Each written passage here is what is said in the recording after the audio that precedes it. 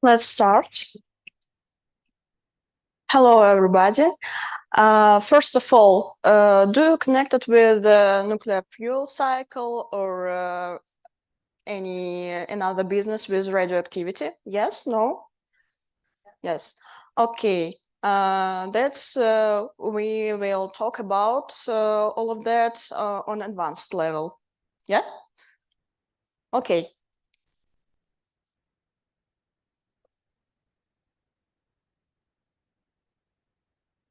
Our theme of nuclear fuel cycle was thoroughly connected with radioactive waste formation and handling with radioactive waste. Oh, now it doesn't work. What should I do?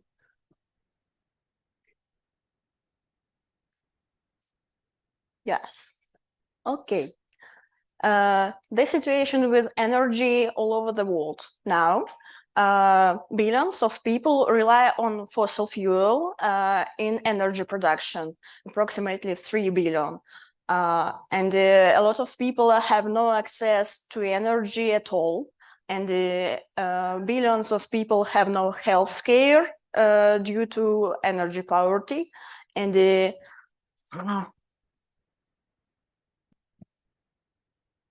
millions died due to exposure to indoor air pollution and pollution of water, soil, etc. We need to decarbonize our energy, and now 70% of energy are from fossil fuel, but we need to switch our power to 80% of electricity by low carbon technologies. We have now 27 years to do that. And we can do that by green square energy, so-called. It is wind, solar, hydro, and nuclear energy. Yes.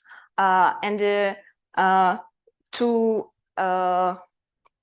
say something to radiophobic people, we can operate with this slide. It is two diagrams about death rate per terawatt hour of energy, and this diagram includes all cases of death in accidents and mining of fossil fuel or uranium mining, transporting, and so on.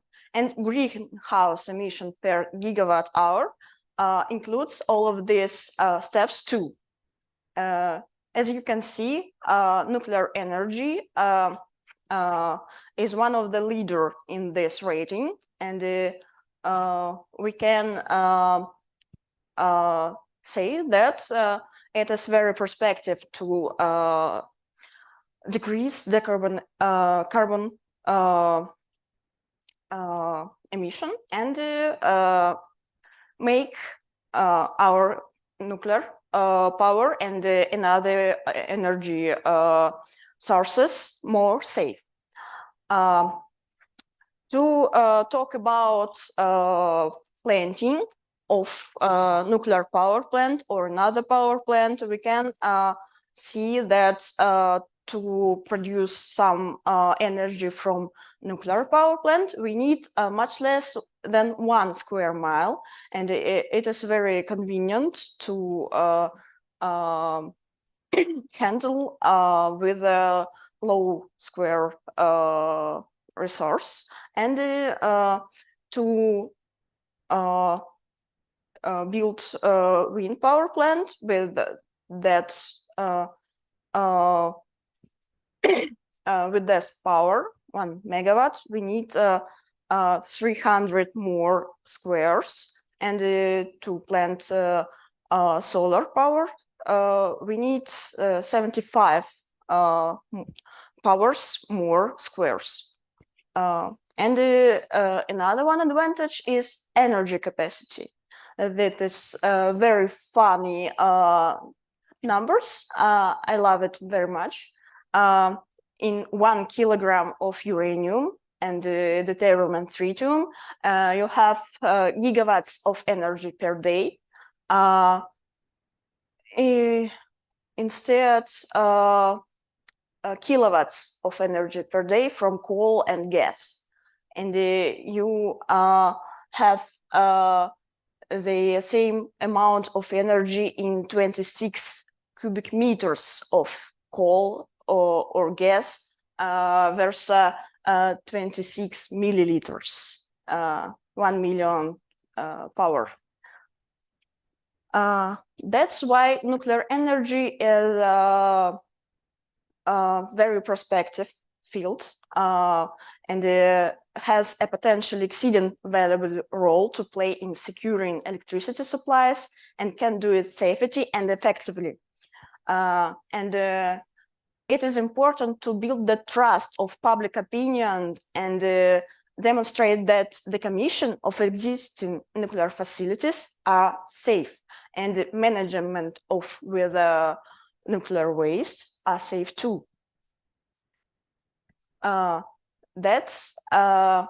We need to investigate what is the radioactive waste. Radioactive waste, it is any material which contains radionuclides, which have no use in currently foreseen. And the activities which need to contain in this radioactive waste established by each country or authority individually. Nuclear fuel cycle includes all operations with uranium mining, fuel fabrication, fuel operating in nuclear power plant, holding of spent nuclear fuel, and either another fuel formation or fuel disposal, like waste. If we talk about closed nuclear fuel cycle, like in Russia or France, we fabricate MOX fuel. MOX fuel contains what?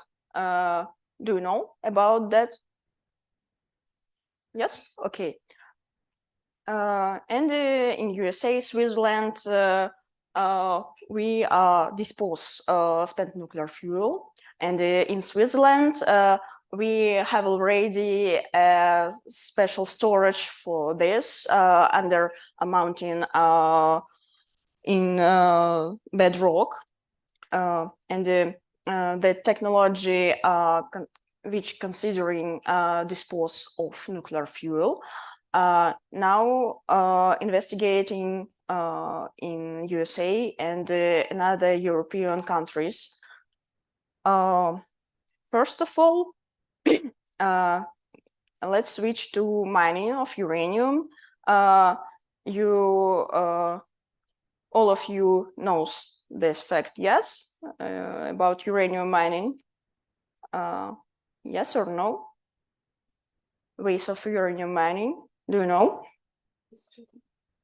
Okay. Careers and mines.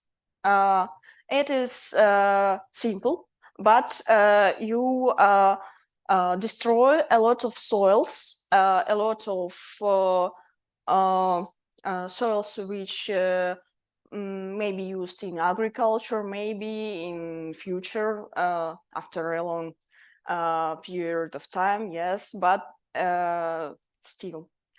And you also need some land to produce land leaching to take your uranium from bed empty ore and the tailings of ore after that is a problem too. You need to drop some acid solution. It is usually sulfide and the uranium sulfide solution. It is the first step of uranium purifying to produce fuel. Another way of uranium mining is underground leaching. It was investigated in Russia firstly, and in this case, you need pumps to deliver your leaching solution in the layer of soil, of ground, and solve uranium ore directly. And you just pump uranium solution from the earth and use it further. In this case, you can don't destroy the surface soil layer, and the deeper layers are not destroyed too. And it is more safe and effective way to produce uranium salvation. This is about tailings, as I said earlier. In uranium ore, you have daughter radionuclides, radium 226, radon, polonium, thorium, and all of this is naturally occurring radioactive matter. From tailings of uranium mining, it can migrate into hydrosphere in groundwater, and it is pollution of water to drink. And with this uranium tailings, you need to handle safety too. Safe too. Yes. The first step of our conversion of our uranium, it is production uranium fluoride to enrich our uranium. All of this operation maybe you have met previously, yes? Okay, let's discuss it thoroughly. To purify our uranium, we need to solvate yellow cake in nitric acid and use solvent extraction with TBP, tributyl phosphate, to produce organic solvation of uranium nitrate and precipitate it into ammonium diuranate. It is the substance of uranium which we can transport and handle it into facilities which deal with uranium enrichment. The form of uranium enrichment is hexafluoride, which has temperature sublimation 56 degrees Celsius, and it is very convenient to use two methods of enrichment: gas diffusion methods, which used in USA and which was investigated firstly in USA, and Russia use gas centrifuges, and it is more effective way to enrich uranium. If I don't mistake, about 20% more effectively. Yes, and in the first case, we use the difference in diffusion of two isotopes of uranium through a membrane. This is the equation of isotope effect, thermodynamic isotope effect.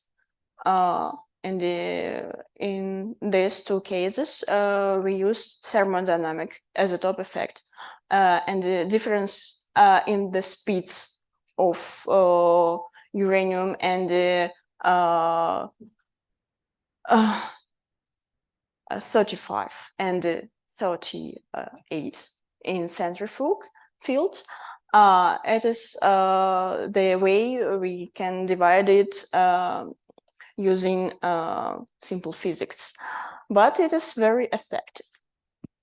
This is a facility which is deal with uranium enrichment in Russia. And we also have the first step of waste formation.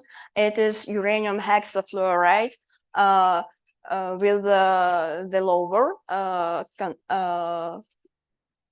containing of uranium 238, 35, I'm sorry. It is the radioactive waste too, and we can use it in another fields of metallurgy. For example, instead of wolfram and diamonds and another very strong metals to form abrasive, and another component which is needed to very high density, and another material characteristics of uranium.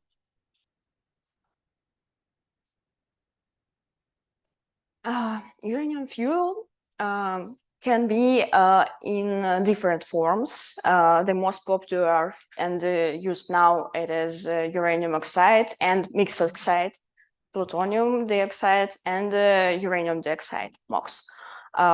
Another forms of fuel is metallic, alloys, carbide, and nitride. They are last generation of reactor. It is breast reactor. It uses uranium nitride due to they are more heating resistance, and they are destroying with lower speed. Another kinds of fuel, it is liquid fuel, melt, solutions, and composite. This is a composite of uranium fuel. This is a layer of graphite and layers of uranium. This is uranium fuel element. In Russia, it is hexagonal. In another generations of nuclear power plants, it can be by square. This is uranium dioxide tablets, which contains in this fuel elements. Okay, fuel with defects and all fuel need to be dissolved, purified, and refabricated into new fuel. At this stage, we get liquid radioactive waste of complex composition too. The second step of our radioactive waste formation. There are nuclear power plant scheme. All of us know this. Yes, I think. We have radioactive wastes there. It is activated steel, the water of the first contour, and their heating emitted uranium fuel elements. They're burning up nuclear fuel elements contains the half of periodic table elements. This is D metals, alkali metals, noble gases, etc. And we need to dissolve it and reprocess. There you can see there are ways of destroying spent nuclear fuel. It is cracks from heating. This is bubbles of gas which were emitted in the process of nuclear fuel exploitation. Spent nuclear fuel contains a lot of uranium-238 still, and their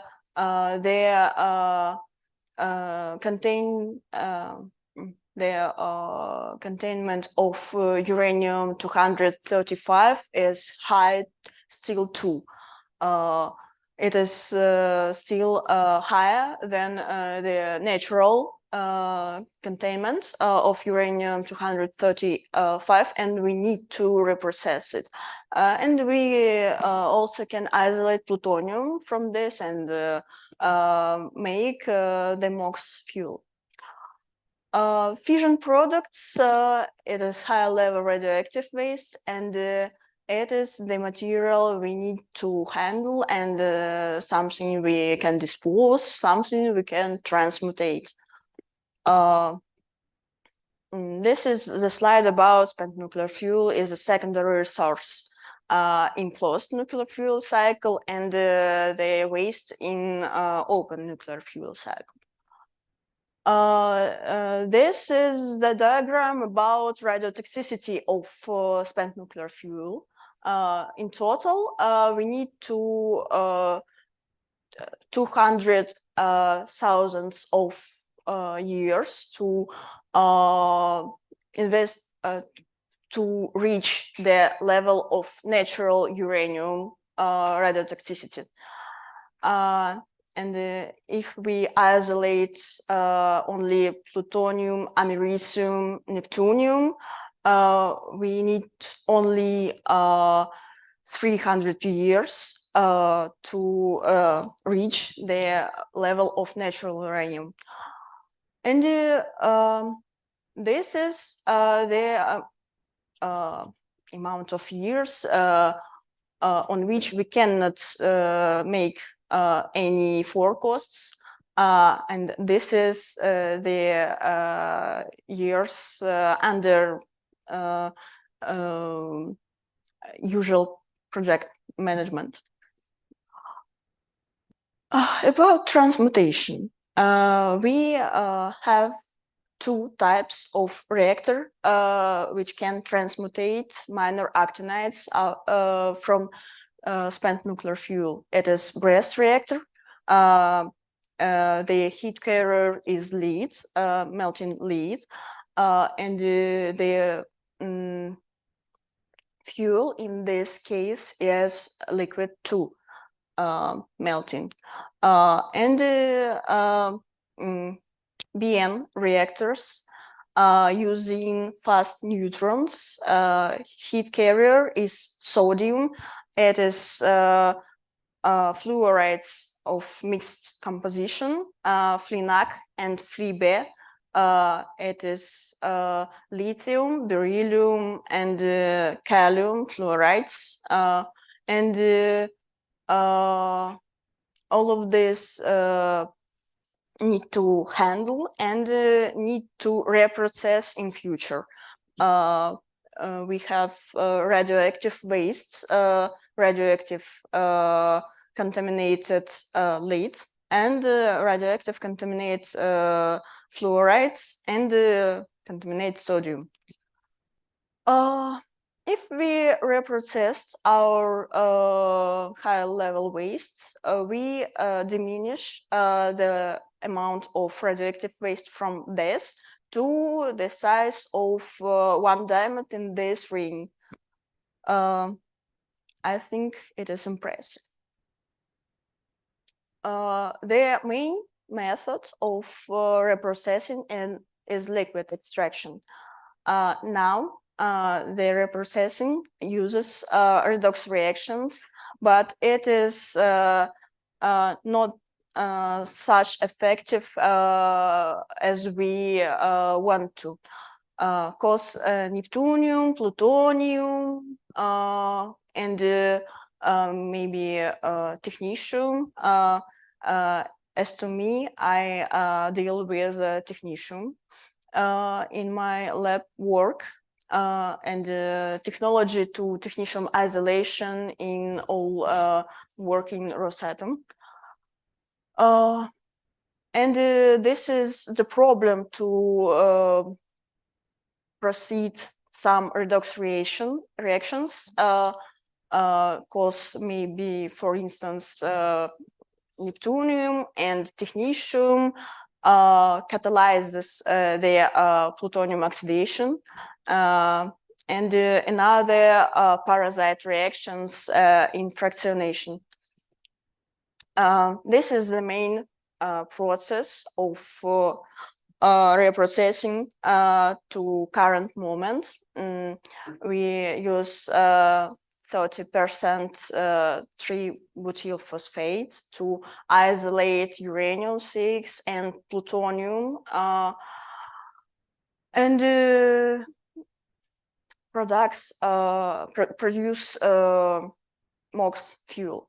After that, we have a high level radioactive wastes, which consist from minor actinides, D metals, fission products, iodine, and cesium with strontium, and etc. This process contains two stages: separation of uranium and plutonium from all of these fission products and minor actinides. The containment of uranium are 300 grams per liter, and 1 or 3 grams per liter plutonium. Our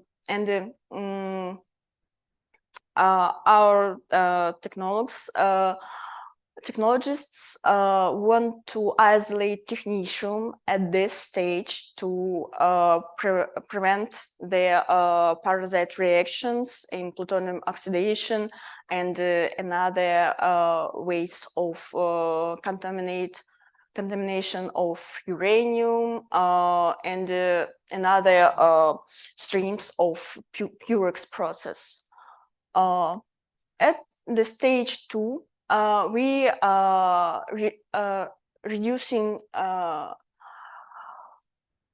we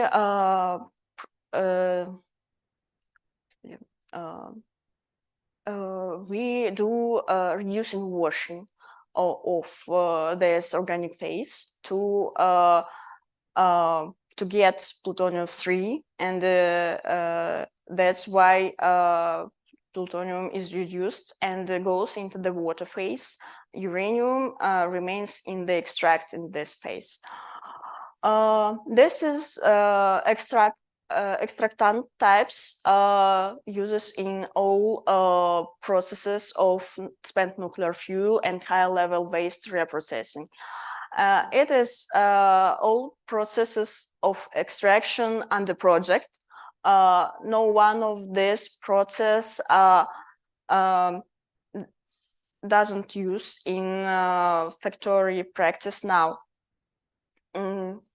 The most promising of this process, I think, is UREX, but it is not presented in this list. Tolspik, it is about minor actinides from Latinese fractionation. Ganex processes about uranium fractionation. Ion exchange chromatography is under project too, but it is not so successful like extraction because of disintegration of sorbent granules under high pressures and heating of minor actinides like curium, and we cannot use of chromatography actually. This is cobalt chloride decarbolate.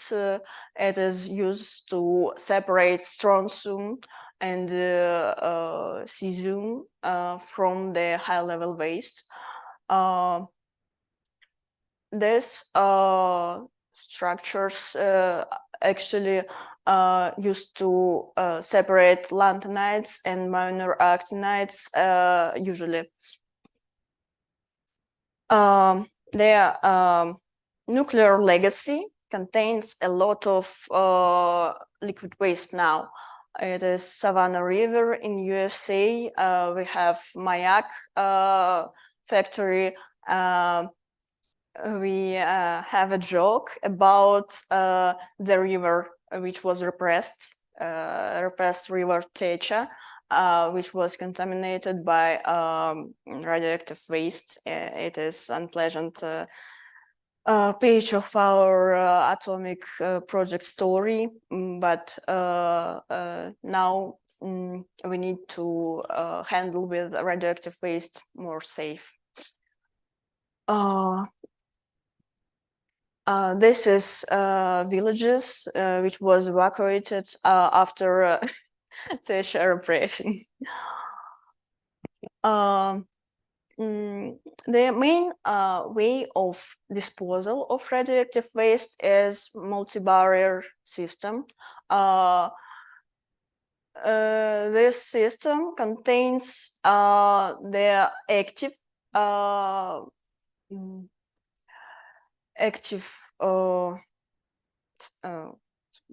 protection under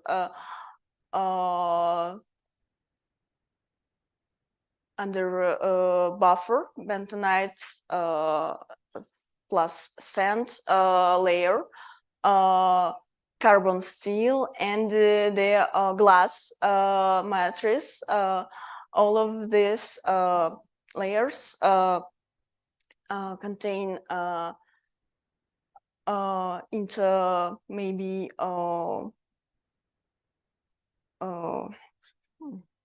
copper container, and these containers landed into deep underground location. There are three conceptions of location of disposal. Disposal repository. The first of this conception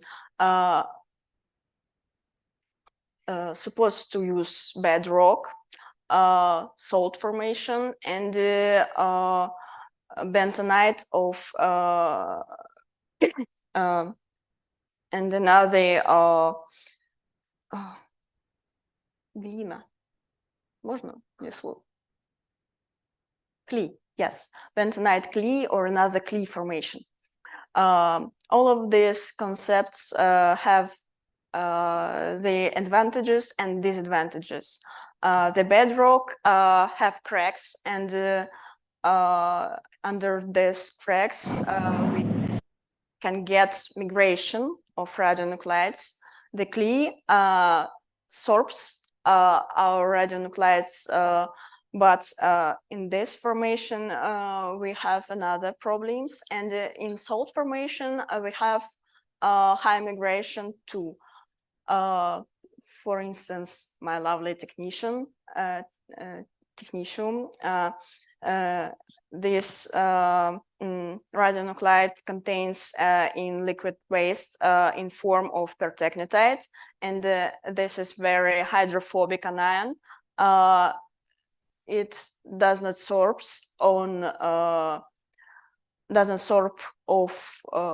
on any inorganic ore or another inorganic components and migrate with groundwater very efficiently.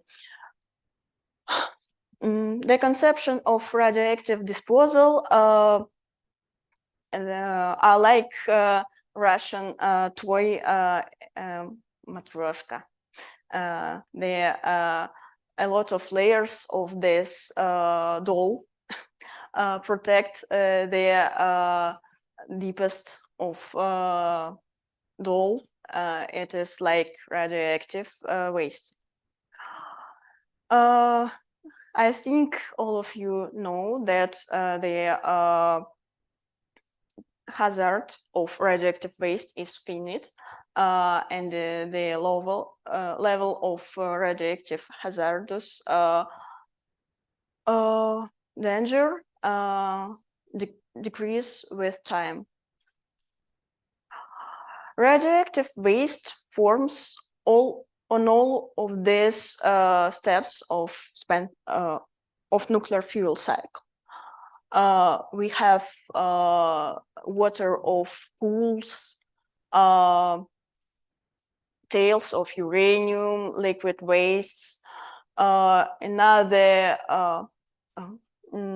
uranium with low containment of uranium-235, spent fuel elements, and finally the nuclear power plant is radioactive waste actually too.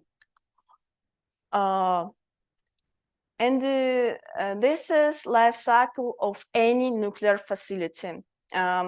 This is a complicated process if we decide to build and exploit some nuclear facility.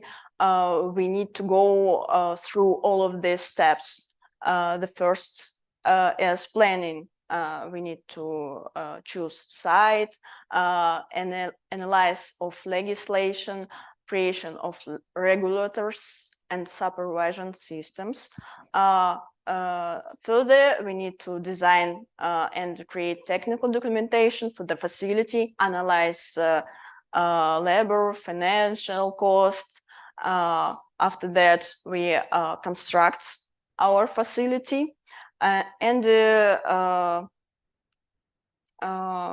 switch on necessary infrastructure under nuclear power plant or other facility. Further, we have operation process. We get energy, products, services, and after some time, we go to the decommission step. Decommission, it is administrative and the technical actions taken to allow the removal of some or all of regulatory controls from a nuclear or radiological facility. This process includes decontamination of some object, dismantling, and demolition. Through the process of nuclear power plant decommissioning, we have the first step. It is shutdown of nuclear power plant. After that, we remove spent nuclear fuel, get the license of this decommission and dismantling. And after that, the decommission itself process starts. We have three strategies of decommissioning. It is intermittent dismantling. There are no any safe storage period with safe enclosure and safe store. And the third strategy, it is intermittent and not intermittent. I forgot the word. It is entombment. It is an exceptional situation. For instance, with Chernobyl's nuclear power plant, the entombment was produced. The steps of decommissioning takes a lot of years. We prepare supervised storage. It is about 5 or 10 years. Conservation, about 50 years. Liquidation, 10 years. Dismantling, prepare for liquidation, 10 years. Again, and the liquidation, 10 or 15 years. And disposal in place or entombment. Disposal takes 15 or 20 years, disposal preparation 10 years, and the operation of the repository finally. Decommission itself, it is multi-complex task. We need to consider technical, financial, managerial, societal, and environmental issues, and we need to take a lot of time. If we chose the strategy of decommission, we need to take into account a lot of factors, ethical factors about radiophobic conceptions and another public minds, opinions. We need to take into account regulations and states of our objects, financial resource we have, material of management, knowledge management. We need to have staff prepared to this process. We need to take into account radiological factors, stakeholder management, and the social economic factors of our country. Now, the decommission market grows extremely fast. We have a lot of objects in North America, Europe, and Asia, first of all. South America and Africa have less objects, but there are a lot of objects under exploitation, and to some period in future, we have really really fast growth of this market, and now it is estimated about $50 billion. This market includes nuclear fuel cycle objects. It is the most expensive field, nuclear power plants, and radioactive research, and all of these objects of nuclear fuel cycle includes in the first step, first place. It is the greatest market of decommissioning, conversion products, uranium enrichment, etc., etc. Now we have about 160 objects already shut down. In the nearest 10 years, we have about 100 objects, and in the furthest 20 years, we will have the same amount of nuclear fuel objects too. This is, I think, very impressive numbers about the decommission markets. And the total we have 600 of objects of nuclear fuel cycle, and 400 nuclear power plants which was shut down, which will shut down, and which will need to decommit. Another facilities produces nuclear waste to medicines, healthcare, position emission tomography, radioactive therapy of cancer, etc. This are industrial sources, research reactors, food and agriculture. This is zichoride with high containment of lanthanides after formation of agriculture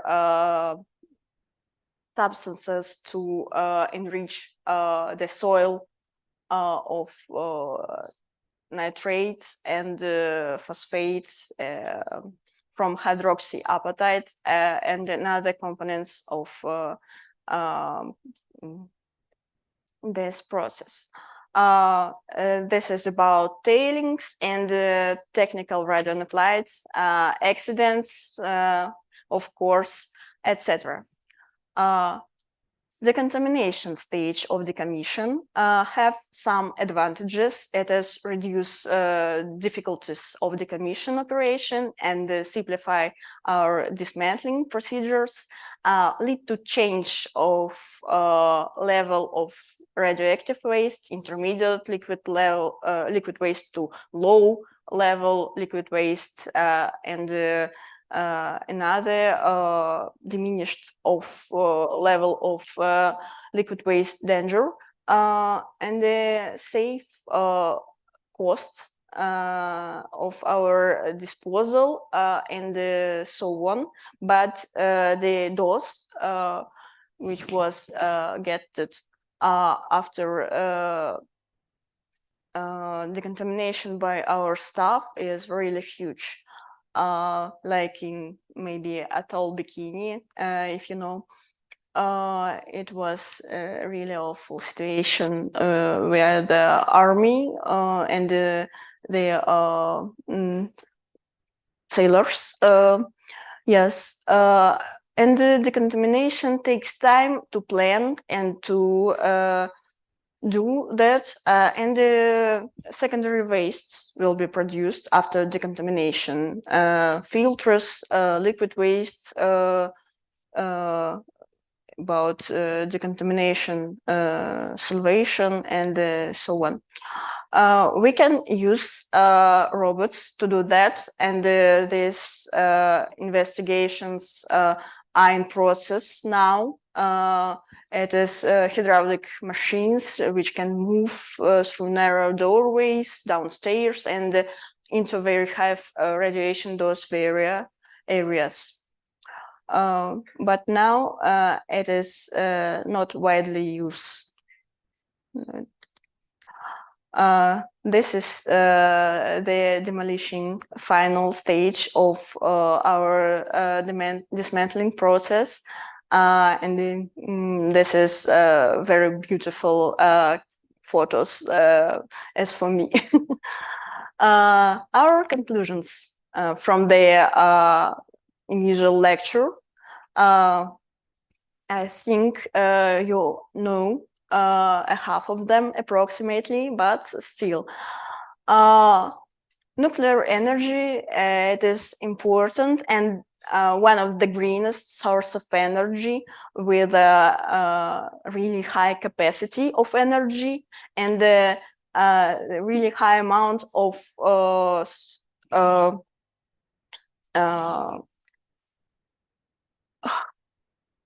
resources of uranium underground, and the amount of uranium are higher than amount of oil and coal and gas, and this is useful and promising to nuclear power. From nuclear fuel cycle, we get a lot of spent nuclear fuel and radioactive wastes, and we need to reprocess it with a lot of methods, and we need to reduce the activity, dose time, and potential danger of this waste. The main concept into team of radioactive waste storaging and disposing is multi-barrier system, which consists of the matrix with a lot of layers, and the place of disposal is the layer of protecting two.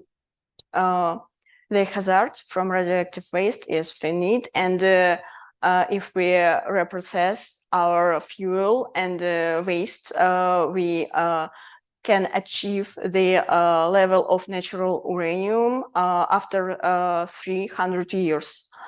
Decommissioning, it is bargain.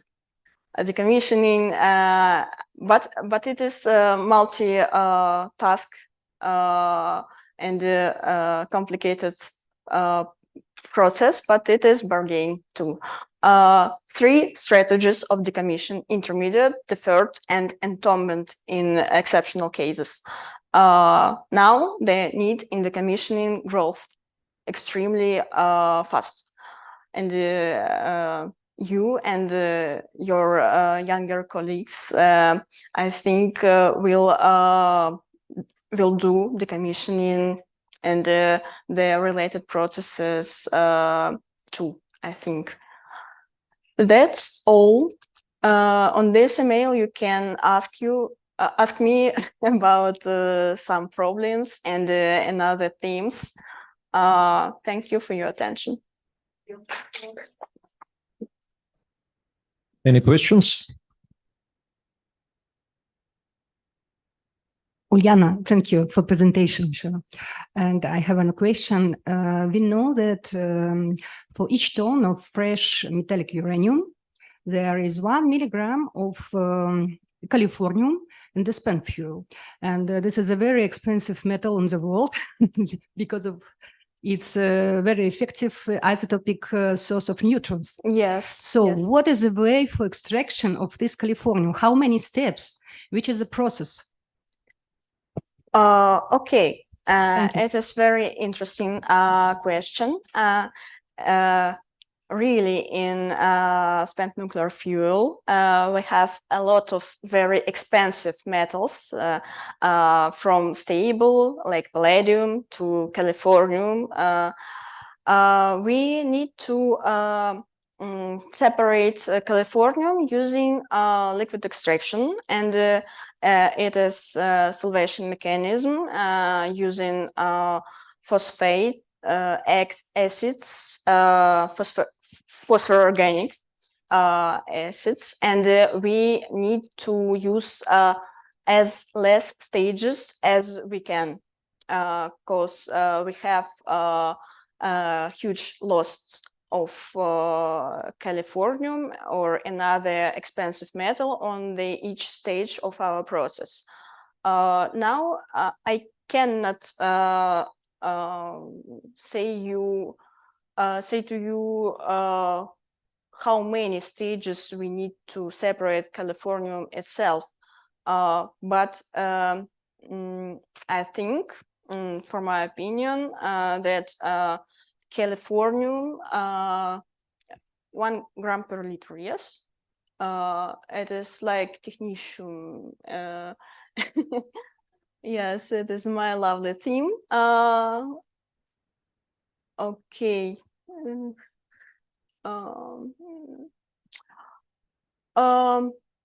We have a really impressive extent of another components in this system, and it is much simpler to separate this micro component on the initial stages, and lost all macro components from micro components. Yes, macro components need to be in water phase. on these steps, one of our colleagues dealt with berkelium and californium, and now it is under project. The most convenient extragent to separate californium and berkelium from this process, but I think it needs to be phosphoorganic systems.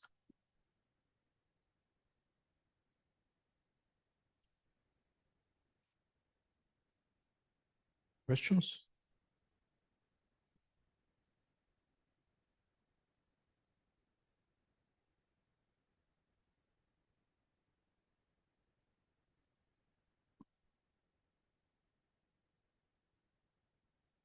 Yeah. Only thankful. Okay, that's all I want to say to you.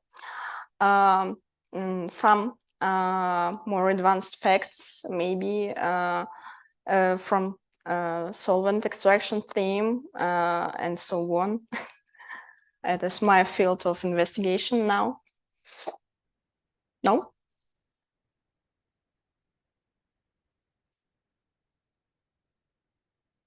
Okay. Now I need to say goodbye and good luck in your further investigations and work. I hope I can say to you some useful moments and you was get some pleasure maybe from me.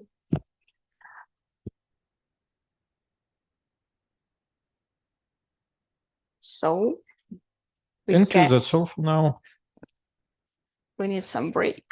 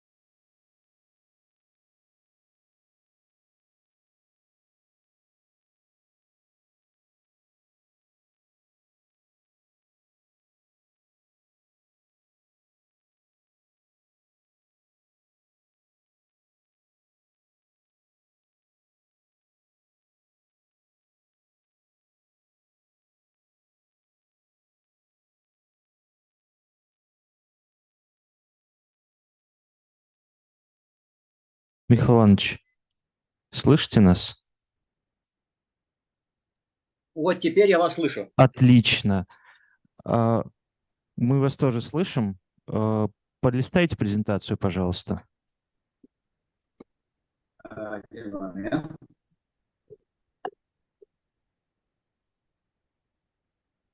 Идет? Да, все идет. Спасибо большое. Можете приступать. Хорошо. So, dear colleagues, but organizers, I don't know who was speaking with me. It's not Vladimir. Just please advise me when should I finish, because look, we have a little delay in the start. So I need to be sure when is the end of my lecture, just to keep the schedule. Can you advise me when should I finish?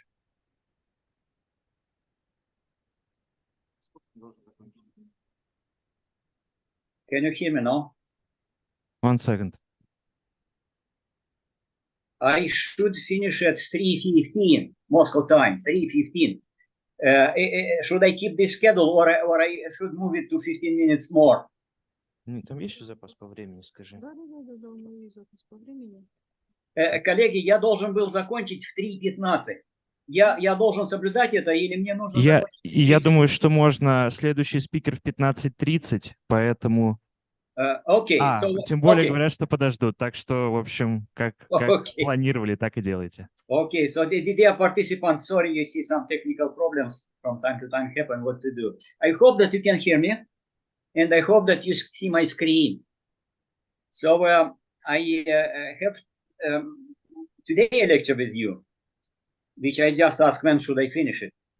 And tomorrow morning at 10 o'clock you start with me. Because these two slots are about advices, which are international regulations, let's say, or international advices. So it's the basics of nuclear waste management from the point of view of international regulations. Mainly, it's coming from International Atomic Energy Agency. And there are many things that are very important and globally important. Because of that, 2 sessions rather than just one. So today I will start with the very fundamental things. First, you see my name here, so I'm Mike Rojovan. I also collaborate with the Department of Radiochemistry, or they say Division of Radiochemistry of Moscow State University. And I put here, on my slide my affiliations, but also the logo of our school. And here I did for already 4 years the open access journal, which now belongs to the Wiley publishing house, Science and Technology of Nuclear Installations. So my interests are wider than just nuclear waste management. Nevertheless, this is a big part of my professional activities, so I'm quite relevant to be invited to deliver to you a couple of lectures, not just this on standards and tomorrow on regulations, but also other lectures related to the nuclear waste management. So the content of my lecture it's given here. And yes, you see here, I will explain you about the safety fundamentals, which again are not just about nuclear waste management, but the focus in my lectures is about nuclear waste management. So I will explain you the 10 safety principles that are internationally recognized and recommended, and then how they are used, very briefly of course, in waste management and nuclear waste management.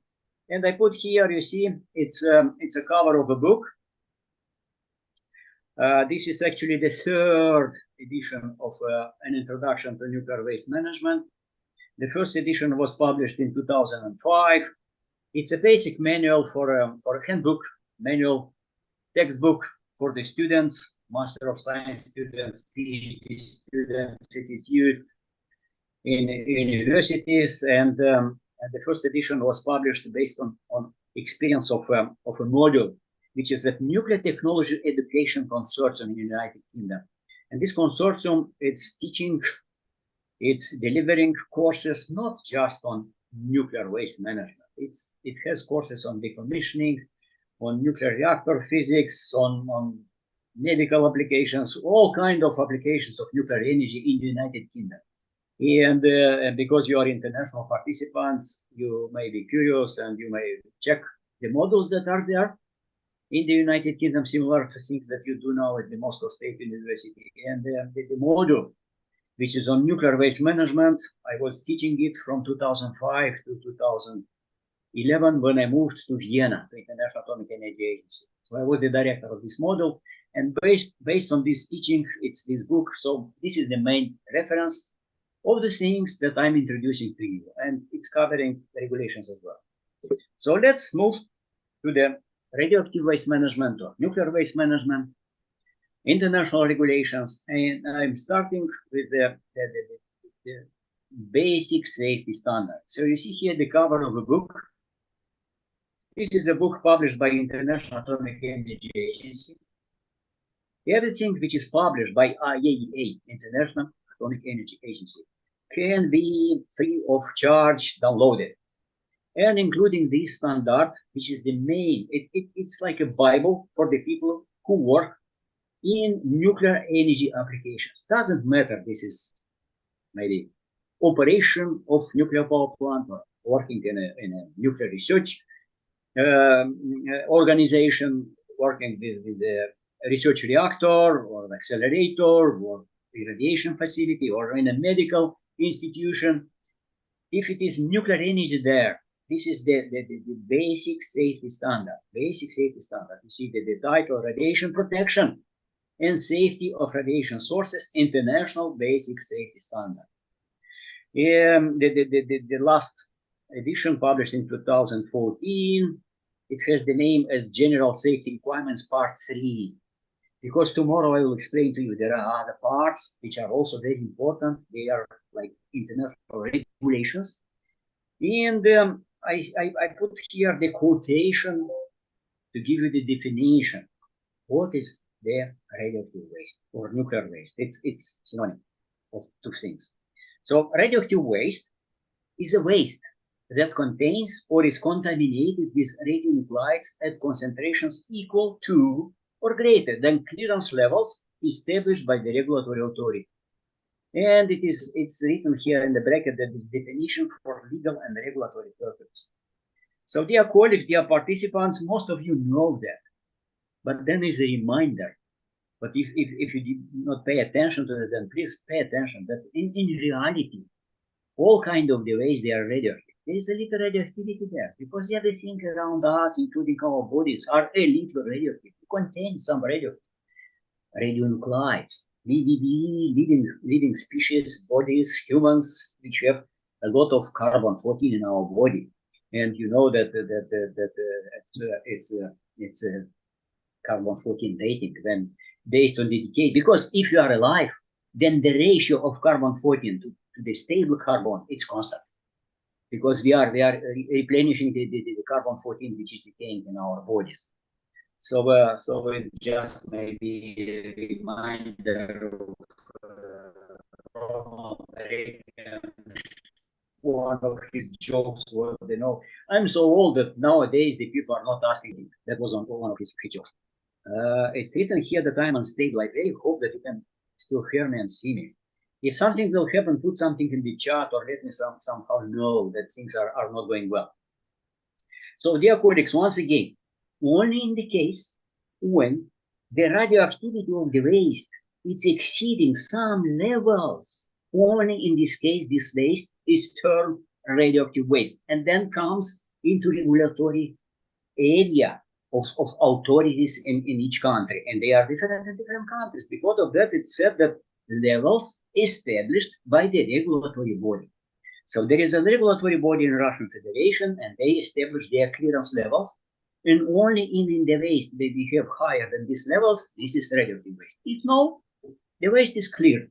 It means that has nothing to do with nuclear, with radiation protection and all other things. Otherwise, if you will take a device, if you will take some samples, we of course will find some radioactivity, which is natural radioactivity, which is coming maybe not really from nature, because you know that it was a time when the nuclear bombs were tested in atmosphere, so a lot of cesium-137, strontium-90, and so on is present around us. And I say a lot, is not so much, of course, it's background level, but it should not be at all would it come from the nature. So it's a waste because nobody needs it, and we call it radioactive only if the radioactivity exceeds some levels. Now the waste can be gaseous, can be liquid, can be solid, so also it's important to know that. Now again, when we speak about radiation,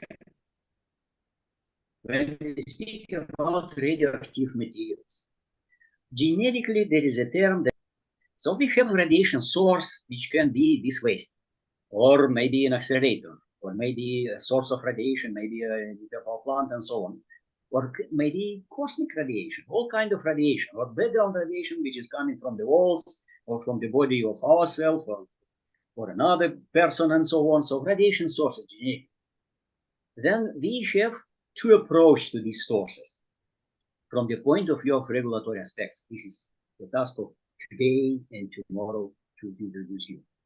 So some of the sources from the very beginning are fully excluded from our consideration.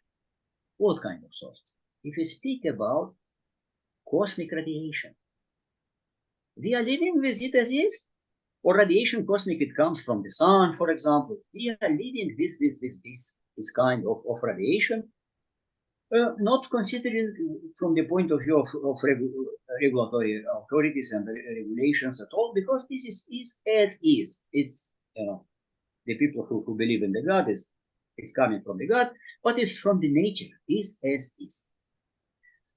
But there are other sources that we consider. We consider them from the point of view of regulations. So it's this part of my plan, is this one. And everything it's accordingly with this basic safety standard. Now, there are some sources which are exempt from regulatory control. So we consider them from the point of view of regulation. But the regulation says that we can exempt them from the very beginning. So if we speak about the normal trash that we are producing, it is excluded, it is exempt. So we know a priori that there is no any radioactivity in the food that we are eating. And because of that, regulatory organizations, it's not controlling, all kind of the beans, the trash that they are producing, the things for the material that we are using, for products that we are consuming, using, etc., etc. So they are exempt from regulatory control from the very beginning. But some of them enter under regulatory control because we realize that, let's say, if you work in the nuclear power plant, that it's quite likely that some of the materials that were there in the controlled zone, they could be in contact with some radiation sources, with some contaminants, and because of that, they are under regulatory control. And only this time, due to the decay, they are amenable to be cleared from regulatory control. So that the materials that are produced there in control, they are defined. They are ab initio. They are called that they are radioactive. But then, using devices, these materials are controlled and officially cleared from regulatory control, and then they go with the normal non-radioactive materials. So this is the approach of regulation of radioactive sources and materials. It's very briefly, generically explained in this slide. Just a couple of weeks ago, so it was this month in December, the IWSR has published this guide. You see this, the number 17, and this is a guide which explains in details things that just very briefly I explained to you here, just before in the previous slide. So you see there are other details here, right? So we have, you see here, radiation generators. We have some artificial radionuclides, and we have some practice, some use of them. And then if they are not really dangerous to us is the level of content of radioactivity with their radionuclides is low. They are exempt from regulatory control. But some of them enter here under regulatory control, and this time, or if we identify that in reality the content is very low, they are cleared from regulatory control. And then you see here that indication it is given in this scope details. And if you read this slide, you see that it is GSR Part 3, Paragraph 5, where you can find more details on that. And you see that there is a difference here, line for natural radionuclides. And again, where to look and to find details about how to proceed for the regulatory control of natural radionuclides. Natural, it means maybe some. I will have a lecture on naturally occurring radioactive materials on next Monday, next week. So I will give you more details about that there, rather than using the time that is for today. So I'm in here and this guidance documents of agency in addition to the basic safety standard, there are many other details. And in the upper part, you see, I just explained to you about exclusion. So these are things that are unamenable to control. You cannot control. And the examples are cosmic radiation that I just told about, right? And also there is another one. You see, potassium-40 in the human body. We like to eat banana. Banana is very tasty, of course. It's very useful and has a lot of potassium. And we need not only sodium, which comes from the table salt, but we need potassium in order to be healthy and so on and so on. And a part of potassium is potassium-40 from the nature. It has nothing to do with our activities here. So when we are eating banana, we are eating radioactivity, potassium radioactivity. And there is even a kind of banana equivalent. I will show it at the end of my lecture. A little bit just to emphasize how conservative are regulations that we are using in application of nuclear energy. So let's move further. Again, here the definitions. What is exemption? So these are schematic entities here. We have a practice, and if from the very beginning it is, you see here it's bouncing. So from the very beginning we understand that the content of radioactivity there is so small that there is no any reason to take under the regulatory control. This is an exemption. And if it enters under regulatory control, but this time something changed. And one of obvious change is the decay. The radionuclides are naturally decaying, so they gradually disappear due to the natural decay. Then this time we can see that they can be, but we say not exempt, we say cleared. They were under regulatory control and they are officially cleared, and only after that this waste, if we speak about the waste, it's not anymore radioactive, but it's just waste. That's it. So the reference in these definitions, you see here, I underlined here, you see schedule one, there are some tables, there are some schedules which come, these schedules come, or tables, they are coming from the basic safety standard, from this Bible, from this GSR Part 3 regulatory document, which is officially recognized as the basic safety standard everywhere in the world. And most of the parameters are taken one-to-one and used in national regulations. So, when can we consider that the practice can be exempt from regulatory control? And the basic safety standard stipulates that in the case when the expected dose will be of the order of 10 microsievert or less in a year, in this case, under all reasonable circumstances. So everything that we will do with this material, maybe this is water that we will drink it, maybe it's a banana that we will eat it, and anything can happen, all kind of scenario. But if we consider absolutely all kind of possible scenario, and we will calculate that the dose to the person will be 10 microsievert per year, not per hour, per year, or less, then we say that this material, this practice is exempt from regulatory control. And also in the case of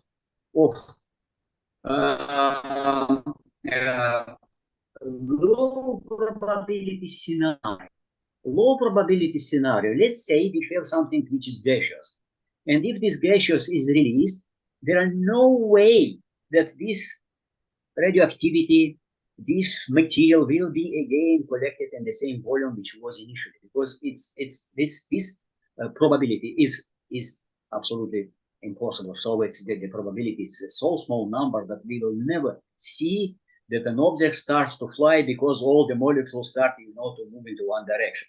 In the same, they will never collect back to be in the same volume. So in this case, the recommendation is to use, instead of 10 microsievert or less in a year, to use 1 millisievert. This is 1,000 microsievert instead of 10 microsievert. And there are 2 tables actually. There is one table for moderate amounts when we are working with small amounts of materials. Or there are, for large amounts, another table. So table 1.1 and table 1.2. And there is also a comment about the naturally occurring radioactive materials when always it is used the criterion which is 1 millisievert in a year. So these are the criteria which are used to calculate the content of radionuclides which can be exempt from regulatory control. And in such a way, they are coming to these tables. So these are tables where you see the radionuclides. So we started from hydrogen, isotope tritium, and you see here activity concentration and activity total in becquerel.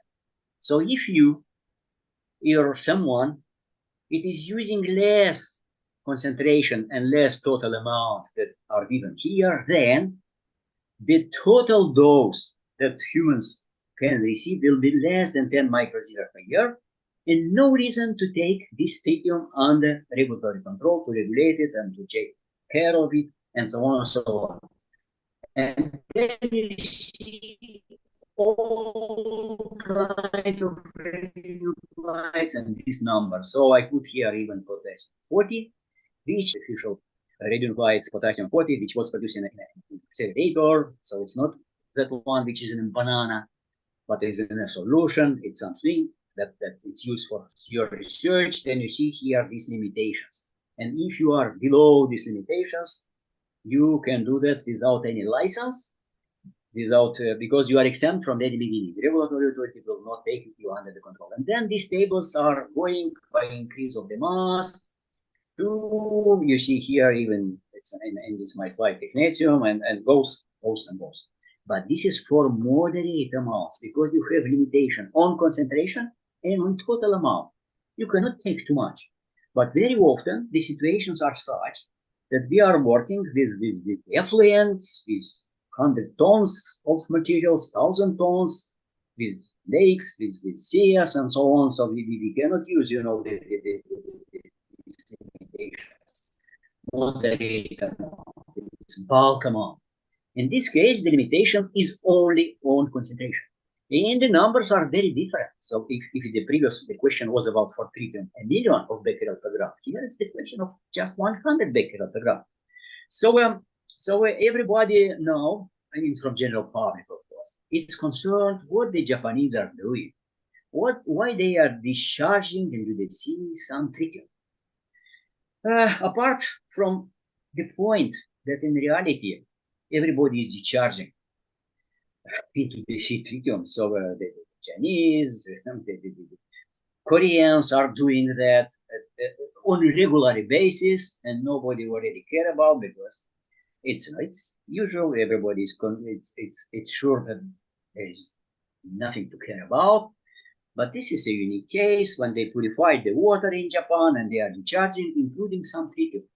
But if the content, even in a bulk amount, is less than 100 becquerel per gram, then from scientific research, very conservative, all kind of scenario investigated, the total dose to the population will never be more than 10 microsievert per year.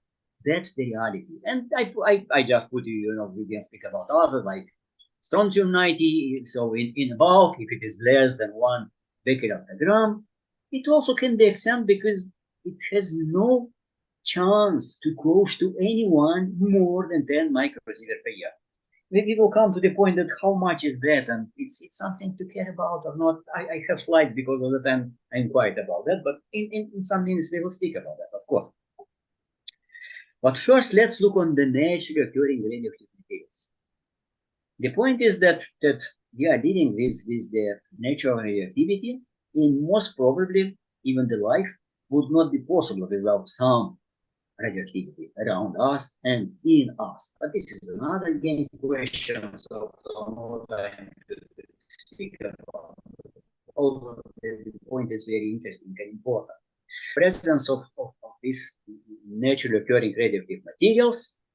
We have some background radiation around us, and the total dose that comes from this background radiation, it is not 10 microsievert, but is average on the globe is 2,400, although in some places can be 10,000, in some places can be even 100,000, in Iran, for example.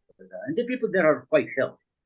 So for naturally occurring radioactive materials, it was internationally agreed that instead of using this ultra-conservative, very, very small amount, 10 microsievert per year, we will use 1,000 microsievert per year. That means 1 millisievert in a year. And for these materials, this criterion is used, and this is more or less reasonable, although is also conservative, but it's more or less reasonable. Now it's the place to show you this slide, to judge about what is 10 microsievert in a year. So 10 microsievert in a year, it is here. So that is 0.01 millisievert. And if you look to the radiation dose, so from you see here, natural background, radiation exposure per person in Japan. In Japan, it starts from here. So here 6.9 full body CT scan. So if you look to the medical examination, but in Cornwall, so I'm living in the city of Sheffield, United Kingdom, but it's area of Pennine Mountain. So we have some rocks which are close to the surface. So we have some granitic rocks, some content of natural uranium, and we have the dose which is something about that. Some radon, of course, to gas that we are breathing and so on. Nevertheless, there is no concern about this natural radiation and so on and so on. So we are somewhere here. Global on the S. So if you take all the population on the S, you take the dose for each. So make an arithmetic average, then we will get 2.4 millisievert per year. So this is the radiation that we are living with. This is natural background radiation in Guarapar. You see here, it's a place in Brazil. So they also have some sand there, which contains some thorium, uranium, and so on. Because of that, the radiation dose is higher. There is a place in Iran where it goes even to 100, but there are only few such places. But statistically, in the places where the dose goes to these levels, statistically, there is no more cancer. There are no more people who are unhealthy, mainly because of this background radiation. And there is even a part in my book about that. You may be aware that statistics shows that the doses that are in between these ranges from 10 up to 100, the people who are receiving this dose, they statistically, only statistically, they have a little bit extended life. So it's known from scientific investigations available, not so much. It's basically from the bombardment of two Japanese cities, so Hiroshima and Nagasaki. So that's come from there for the people, not for animals and so on. Of course, high doses are lethal, and no question they are very, very dangerous for us, and this is not question. What is here given to you, that if you take the natural and divide it to 1,000, then we are coming to this extremely, so almost 1,000, extremely small doses that are used as a criterion to calculate the clearance levels. So they are extremely conservative, ultra conservative. But they were accepted long time ago, recommended and used, and they perhaps will be continued to be used for a long time, because it's very, very difficult to change the regulations everywhere, moreover on international scale.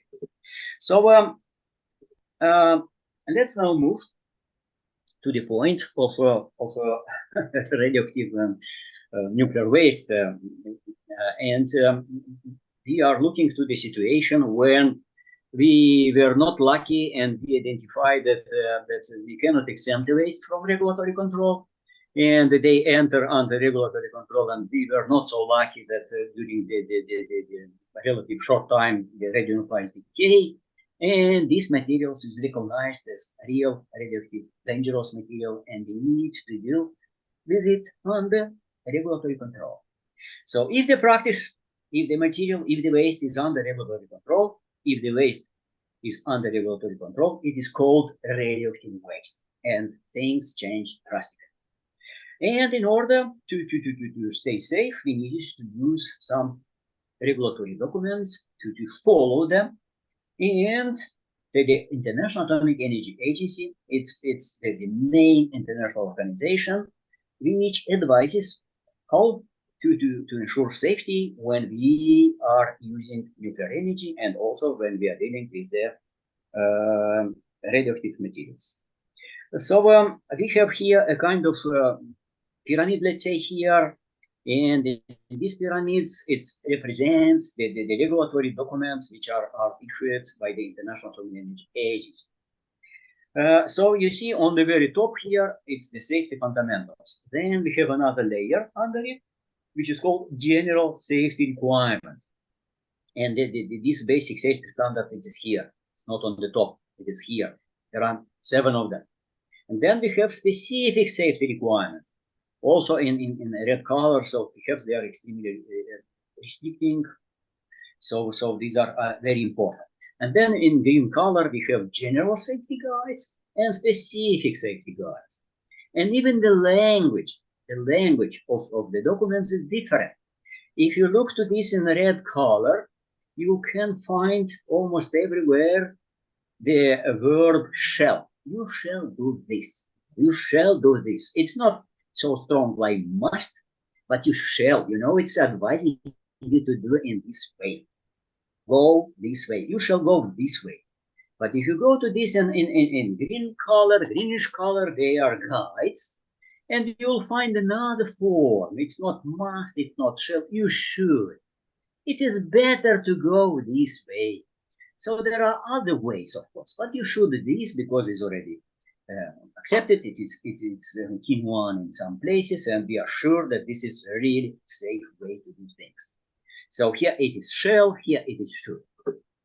So we are moving to this IAEA documents, pyramidal organization of them, and on the top of the pyramid we have safety fundamental safety principles. And so I took the time to do this. And then you see here the general safety requirements and specific safety requirements, 7 of these, 7 of these. We will speak about these documents, these general safety requirements, and a little bit about the guidance on tomorrow in my first lecture in the morning. So here again, you see here, it's part 3, it is here. That where I took the definition, and the schedules, the tables with the clearance levels are taken from part 3. And on the bottom of the pyramid, we go the collection of safety guides. Moreover, the International Atomic Energy Agency is publishing also so-called technical documents, tech docs. And these technical publications are examples of different technologies, different practices, which do not use at all these words shall and should. It is just giving you the examples, the details of different approaches when we are dealing with different kind of applications of nuclear energy. Many of them are about operation of nuclear power plants and so on and other things. nuclear medicine, and so on and so on. Many of them are on nuclear waste management. Sorry. So let's move to the safety fundamentals. And this, on the very top of the pyramid, we have the main document, which is Fundamental Safety Principles. And this is Fundamental Safety Principles of use of nuclear energy. Doesn't matter, it is for medicine, it is for generation of the power in nuclear power plants, doing research in research reactors, or managing radioactive waste. The same 10 principles are used, and the fundamental safety objective is to protect people and the environment from harmful effects of ionizing radiation. It was not the same always. When about 70 years ago, it was the start of the use of nuclear energy, of large, wide use of nuclear energy. The danger, the harm of ionizing radiation was not immediately recognized. And unfortunately, we have very bad examples of unsafe use. You know, it was radioactive water with the content of radium, which was recommended by medicine to be used, and the people suffered. Very bad examples on that. So, but this time, these things were recognized, and now they are strictly regulated, and the principles are given in this document, which is an important one, and some of the sentences are used then in some legal documents and international regulations and so on. So fundamental safety principles, and there are 10 principles, and all of them are briefly explained in my lecture. So these principles are applied through all entire lifetime of facilities and activities, in existing and new, and this is only about the peaceful use of nuclear energy. Of course, it's nothing to do with the nuclear bombs and the things that are they are not speaking about this kind. There is even in the international organizations, so big department, the safeguards that they are checking everywhere that fissile materials are not used to produce bombs and so on and so on. This is another talk to speak about. So we have here facilities and explanations of all kinds of the facilities, radiators, mining of raw materials, processing facilities, of course, the nuclear power plants, research reactors, and activities when we produce, use, import, export, all kinds of these things, transport of radioactive materials. These are the activities where we use these principles, 10 principles. And when we say safety, it is also covering the security. So it's not, just to be protected from radiation, but for all kinds of things that affect the security. So provisions in the design and construction, to prevent access, to prevent the loss, removal of possession, transfer, use of radioactive materials under the purposes. Arrangements for mitigating consequences of accidents and failure. This is covered in these 10 principles. And once again, the fundamental safety objective is to protect people and the environment from harmful effect of ionizing radiation. And here, when we say that, not to forget that it has to be achieved without unduly limiting the operation of facilities and conduction of the activities. Because the simple thing is just, to ban, just not to use it, and we will be safe, right? And unfortunately, in many cases, even some advanced nations, they took this way, which is very, very unwise way. It is not considering the future of the population of this country and so on. And the examples are in places where the nations decided not to go nuclear, they say. So they are using radioactivity in medicine and all kinds of other applications, but they decided not to use nuclear power. And they did it from some European countries, they decided not to go nuclear. And Europe is so small that the same reactor, which can produce some, unfortunately, catastrophic events. It's just it's maybe even closer to their own reactor, but they decided to stop operation of their own reactors, but this is a very clean source of energy. So it is something where this part, so they are even working against the principles of use of nuclear energy. So in order to be safe, we need to control the radiation exposure, to restrict the likelihood of events that might lead to loss of control of nuclear reactor core, nuclear chain reaction, radioactive source, and other source of radiation, and mitigate the consequences if this will happen. So this is then explained mainly in the principles. Here it was the 5-minute break, but sorry, I have no this opportunity, so let me go to finish in such a way that you'll have maybe some 5 minutes to ask me something. So sorry, I will not make the break. Tomorrow we will have the break. I hope that no technical problems will meet tomorrow. I hope that you still can hear me and move through the lecture. So this, I usually make a 5-minute break. So let's move to the second part of my today lecture. So some 25 minutes for this part. So now principles. Safety principle. The principle number 1 is about responsibility for the safety. And the principles are very important. So look, we are driving cars. Most of you, also you do that. We are driving, and we have the principle, which in Russian Federation is to drive only on the right side of the road. This is the principle, and you stay safe. In United Kingdom or in Japan, if you go, we drive on the left side of the road, and this is our principle. But if you obey it, we are safe. So it's just to explain how important, to obey some principles. So 10 principles. The first one, the prime responsibility for safety must, you see, it's not even shall, it's must rest with the person or organization responsible for facilities and activities that give rise to radiation risks. So if you work with radioactivity, you are responsible for safety. You cannot say that, another person in my organization, you are working with radioactivity, but I'm not responsible for safety. It's someone else. Or my institution, it's working with these radioactive sources, yes, but we have here regulatory authority, they are responsible for safety. No way. No way. Authorization to operate a facility or conduct an activity might be granted to an operator licensee. So if you want to work with radioactivity, you need to get a license from the regulatory authority, which will authorize you to use radioactivity above these clearance exemption levels, above them. Only in this case, otherwise you can be punished by the law. That's the situation. And the responsibility for safety stays is the person or organization which works with radioactivity. This is principle number 1. It cannot be delegated to anyone else. This is the principle number 1. And then here the explanation are already given in the fundamentals.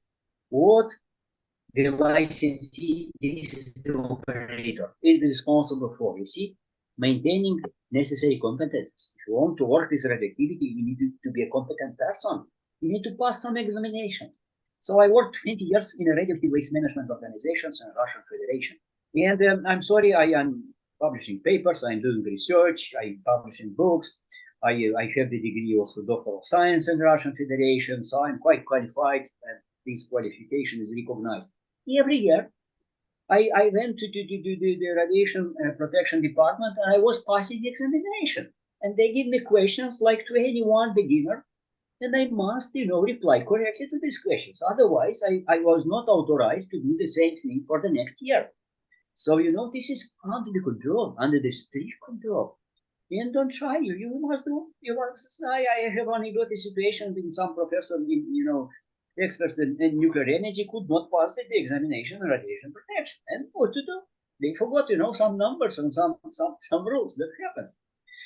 Then, training, information, procedures, arrangements, verification, safety control, different things are explained in safety fundamentals. Principle number 2, this goes to the government. So you see, an effective legal and governmental framework for safety, including an independent regulatory body, must be established and sustained. So the government here, it's advised to have necessary laws, regulations, all kinds of these systems that establish a clear system So you see here that the authorities have to provide for control over sources of radiation for which no other organization has a possibility, because sometimes the source, it is called orphan source. Nobody is the owner of the source. But then it's not the question that nobody cares. The government is ultimately responsible to deal with that. So the governments are responsible in establishing standards and regulations for protecting people and environment against radiation risks. The governments of countries. And here its explanation, you remember, the responsible for safety was operator, and it was there a number of statements what the operator must obey. Here it's about what regulatory body must, again, must have adequate legal authority, technical and managerial competence, and human and financial resources to fulfill its responsibility. It being effectively independent of the licensee and of any other body, so that it is free from any undue pressure from interested parties. And you may recall some reports about why Chernobyl happened. It was because there the operator and regulator were actually, not independent from each other. So that was a little breach of this principle of the safety. And these things are explanation from what regulatory body must do. Then we go to other principles, 10 of them. So principle number 3, it's about leadership and management for safety, where these must be established and sustained in organization concerned with and facilities and activities that give rise to radiation risk. This is the question about management systems. Kind of instruction, kind of documentary advices, how this activity should be maintained, how it should go, how it should flow. So these are things about the management system. And this is also specifying about the safety that must be assessed for all facilities and activities. And what's safety assessment involving normal conditions of operation, and also consider failures, some non-normal kind of operations. And it's also speaking about the safety culture. This should be indicated through training instructions. Then we go to the principle number 4. It's about justification of facilities and activities. So the point is that we have to have, so the text is that facilities and activities that give rise to radiation risks must yield an overall benefit. So if there is no much benefit of using radiation instead of something which is non-radioactive, then don't use it. That is the approach which is stipulated in this principle. So this is justification. So where we have benefit, and benefit should be considered both for the society and for individuals. So here it's about the person. So it's we have regulations on the total dose, and I will show you the slide with that. But when we are speaking of a person who unfortunately should be healed using treated by using very high doses of radiation to kill the cancerous in his body, then we go to very, very high doses instead of using these regulations that are used in normal situations. Then we go to the principle number 5. This is about optimization of protection. So the highest level of safety that can be reasonably achieved should be done in using this optimization. In some simple, there is a lot of things that can be here discussed about, but one simple example, it is that the number of the person that are involved in doing one or another operation, and because of that they are exposed to radiation. So if something, removing of a radioactive material from one place to another, collecting some radioactive or doing decontamination in a place where we have a contaminated spot of radiation with highest field of radiation, how many people should we do that? Of course, we can submit there one person that is doing all the job, but maybe it will be very difficult for him. But we recognize that we can send 10 of them, then everything will be done very fast. Someone will learn how to do that, and so on and so on. But then we should optimize that and do in such a way that maybe it's enough just to have 1 or 2 persons, and that's it. They will do, and less people will be subject to over radiation or radiation higher than the background. these things. So these are explanation given in optimization number 5. Principle number 6 is a fun cartoon here, right? So measures for controlling radiation risks must ensure acceptable risk or harm. And here the International Commission, ICRP, International Commission for the Radiological Protection, has recommended this table about the acceptable doses for generic public, and for the people who consciously take the risk of operating and working for nuclear industry, let's say. So you see here that effective over 5 consecutive years should not be more than 20 millisievert per year. I noted to you that in Brazil was 10 millisievert per year. So here it's twice in Brazil. But there is a unique place, a relatively unique place in Iran, where it's even 100. So it's 5 times less than there. And we know for sure that in Brazil, the people with 10 are happily living there. Statistically, there is no more cancer than in other places, which can be related to these doses.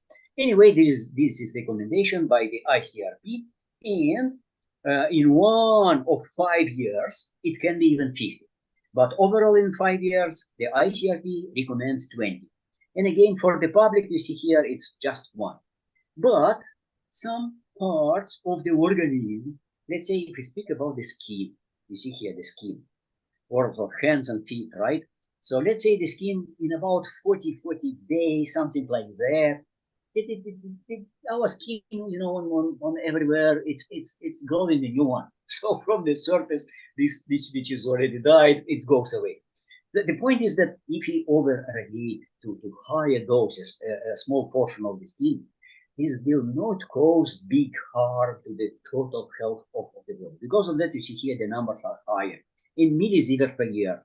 So it depends where, if it is the total body, we are limited to 20 over average per 5 years and 50 in one unique among these 5 years.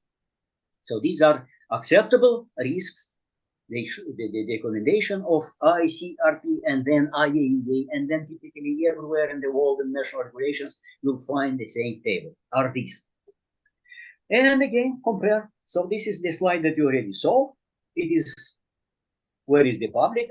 It is 2.5 lower than average on the globe for the public, which is recommended by the ICRP. And it is a little bit higher, so it's not 10, which is natural, so it's twice in Brazil for the operators. If you work for the nuclear industry in the control zone, not an officer which is sitting in an office and has nothing to do with radiation. If you'll be an engineer, which really work with radiation, then only some of the people who work for nuclear industry, and then they undertake an additional risk, but never go above the risks that are stipulated in national regulations, which almost one-to-one follow the international one. So let's go to the next. 7, it's protection of present and future generations. It was recognized that the harm hazard from radioactivity can transcend national borders, and also we can be today irradiated, but then the future generation can undergo some also suffer from that, and because of that we have these regulations that we were just explained. Prevention of accidents. So all practical efforts must be made to prevent and mitigate nuclear or radiation accidents. And here the principle of defense in depth. So several barriers on the way of radioactivity are put. And here the Russian doll Matryoshka, you can purchase it and then show to anyone that you were in Russia, where you have the real radioactivity, the smallest doll, and then you put 1, 2, 3, and so other dolls above it, and this is the multi-barrier system of protection against radiation. So that is effective management system, site selection, design of engineers features, comprehensive operational procedures, and accident management procedures that are accounting in mitigating and organizing the safe. So prevention of accidents. But if that will happen, then is the principle number 9, that in advance, arrangements must be made for emergency preparedness and response for nuclear and radiation accidents. And here we should account that things can be local, can be regional, can be national, and even national. So when Chernobyl happened, when Fukushima happened, then we have arrangements that were involved. IAEA was involved, so that's a large scale really accident happened. And the last one, principle number 10, it is protective actions to reduce existing or unregulated radiation risks. So we have some radiation of essential natural origin, some legacy sites, some mines, some sites that are remnant from human activities conducted in the past. So some remediation measures following an uncontrolled release. So Chernobyl. So what to do after this accident? So this principle is about protective actions to reduce existing or unregulated radiation risks, which must be justified and optimized. So let's now look to the application of safety principles in waste management. So when we move to the place of all these 10 principles, they must be used. We are using them, and we are dealing here with the gaseous waste, liquid waste, solid waste, and we are dealing with the materials that contain or are contaminated above the clearance level. So this is just a reminder. And we are coming to the activities which are called, we have two types of activities. The first one are administrative activities. And you already know from the principles that also it's very important to have very important, regulated management systems. And here we have planning of waste management, establishment of inventory to know what we are dealing with, waste acceptance criteria in different kind of facilities that we will do and activities we will do, technological process selection, estimation of the cost, licensing. So these all are administrative activities and they go under the management systems, right? And then we have operational activities. So here schematically, what is radioactive waste management? Disposal is the final point. But before the disposal, we need to do a lot of things with the waste material. So this is called pre-disposal management. And here we got processing of the waste. And here we got pre-treatment, treatment, conditioning. Then we got storage, maybe of packages after these activities, pre-treatment, treatment, and conditioning. And transport. And only after that, we will get to the disposal. So these are operational activities. And I will have tomorrow a lecture on radioactive waste classification. We will discuss that. But here the several points to speak with you about the hazards and risks. So the hazard and the risk is not the same, right? So the hazard is anything that can cause harm, right? And the risk, it is the chance that someone will be harmed by the hazard. So if you look to this unlucky boy, which is here, so it's in my cartoon, we have hazard from some flies. They are bothering us in the summertime, right? Some mouses that sometimes we are really afraid of them, you know, these small rodents and so on. There is also some hazard from them, but it's a very small one hazard, right? But if you think about the crocodile, then the hazard from the crocodile is really, they can eat us. Sorry. So that it's not a joke, you know, this is a real hazard. But when we look to the risk, you are in the room there, I'm here in my room, so the risk that I will see a crocodile here, I'm lucky, you are lucky, we will not see it, of course. So the risk, it's nil, right? So it's not the same. And in order to work, we should apply the safety principles. These are old safety principles. They are now contained in the new safety principles. But we should apply systematically the principles and reduce the hazard. So account for principles. So the two principles when we are looking to this crocodile, which is very hazardous, is to justify and we are not able to justify applying anything to the mouses and flies. Point that we should remove the highest hazard on the shortest time scale, recognize temporary increase of risk to achieve an overall reduction. So we will need to approach this crocodile somehow, and staged approach very uncertainty in plant state.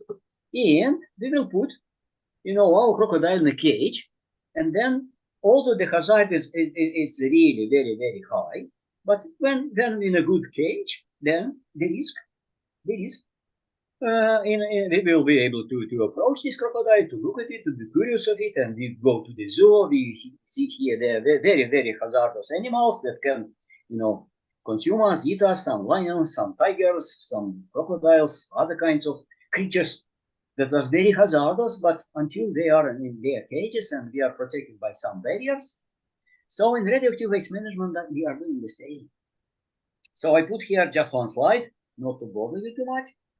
But if you speak about the immobilization, vitrification of high-level radioactive waste, we recognize in this picture that the hazard from high-level waste is huge. So here it's a plot, it's a scientific one, which shows the numerically what is the hazard from the high-level radioactive waste. It shows that if we will release the radioactivity from 1 tons of high-level waste or 1 tons of spent nuclear fuel, high-level waste produced in the reprocessing of this fuel, it can contaminate entire lakes, entire seas, even the total waters on Earth, if you speak about the high-level waste accumulated nowadays. But if you apply all these principles and you put into the cage the crocodile, so the hazardous animal, and in our case we will do vitrification. So instead of keeping the waste in form of liquids, so soluble, this stuff, these salts and so on, it will immobilize the radionuclides into the body of a glass. Then, if this glass will come in contact with the water, there is practically no contamination of this water. So if you look to these canisters, these vitrified radioactive waste, they from the point of view, and they are shielded, and if you put enough shield, and we even in the case if the water will be in contact with this glass, there is almost no contamination of environment and harm to the environment. So we are doing similar things that I gave you in my example of this case. So the last slide before the conclusion, it is again to speak a little bit about this 10 microsievert per year. This principle, which is used for example for clearance, 10 microsievert per year, is here on the bottom. And the slide is taken from Japan. So they prepared a lot of advisory cartoons to everybody because of they suffered first of all during the bombardment. So everybody there is very, very much scared about radiation and so on. So I was invited as an expert to go to Japan for their regulatory authority on the disposal of nuclear waste. They have in Japan extremely conservative regulations what to do with radioactive materials because everybody is concerned about radiation. Radiation is scaring everyone there. So 10 is here, and it's then comparing everything with the average on the Earth. You see here it's 2,000, 4,000 average if you take it, and a lot is coming from the food, a lot is coming from the walls, a lot is coming from people that are sitting together with us because they have carbon 14, because they have tritium, because they have potassium in their body, and you have, and everybody has, and even a little uranium it is in the body. You can check in the literature nowadays. You can find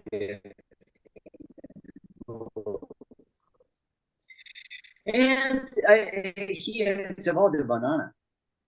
If we are in not 10, we will get, you see here, 36 microsievert, so 3.6 times more than these regulations. But nevertheless, this number, it is used. Based on these numbers, the experts have calculated for each radionuclide using many statistical methods, computer codes, and other things, these numbers that I have shown you in the table at the beginning of my lecture. And nowadays, based on these 10 microsievert per year, we are using these numbers. And since you are interested in peaceful use of nuclear energy, be aware that the numbers which are in these regulations are extremely conservative, and be sure that if you use them, you are absolutely safe, more than safe. You are so safe that you know the statistical errors when you measure are much higher than 10 microsievert per year.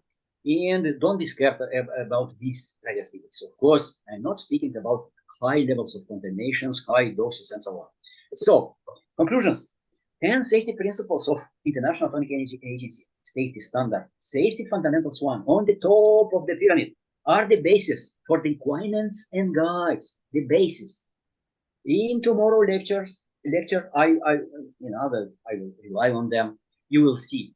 So these are the basis for these requirements and standards. So this is the shall, this is the should, and these standards, the things that I will introduce to you tomorrow, they reflect the consensus on what constitutes a high level of safety.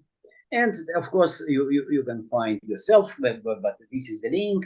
If you go to this link, then you'll find the most updated references of the International Atomic Energy Agency about, and on the top of the pyramid is the safety fundamental 1.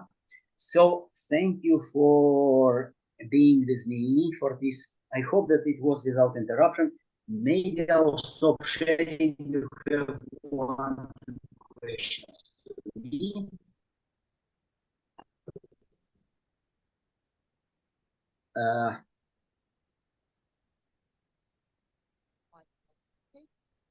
Any questions? Thank you. I see from Alien Manzini. My best regards to Argentina, to my colleagues, to you, to my colleagues from Argentina. I was lucky to be the technical officer with Argentina on radioactive waste management and your national project. Visited you many times, and remember you as very good my colleagues. Some of you from time to time contact me. So my best regards. Thank you very much. I believe we have no questions. Okay, then see you tomorrow. See you. Thank you very much.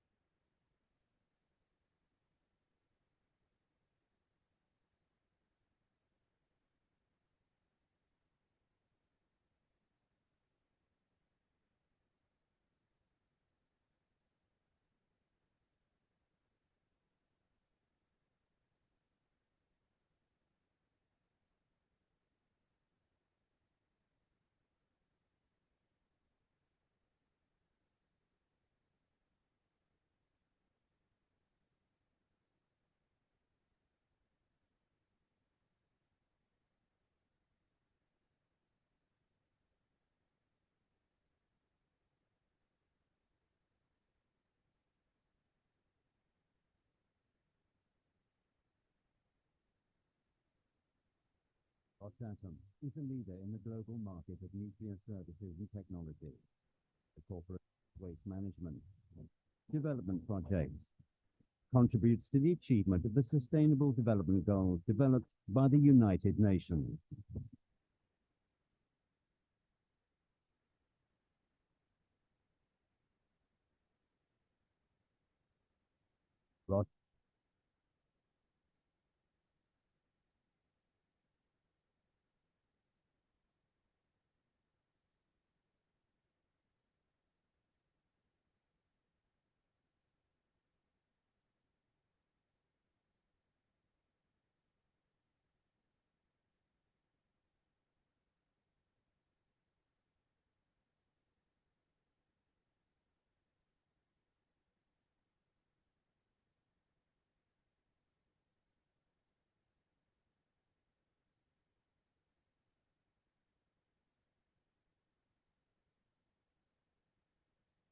Rosatom is a leader in the global market of nuclear services and technologies.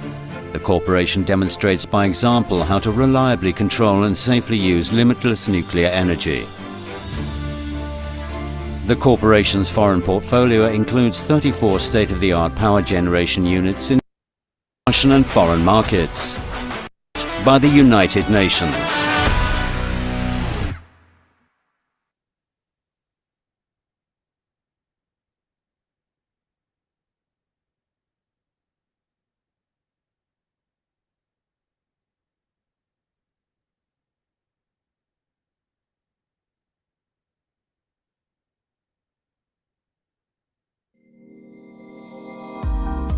Nuclear power is an essential component of the global energy complex, accounting for about 17% of electricity production.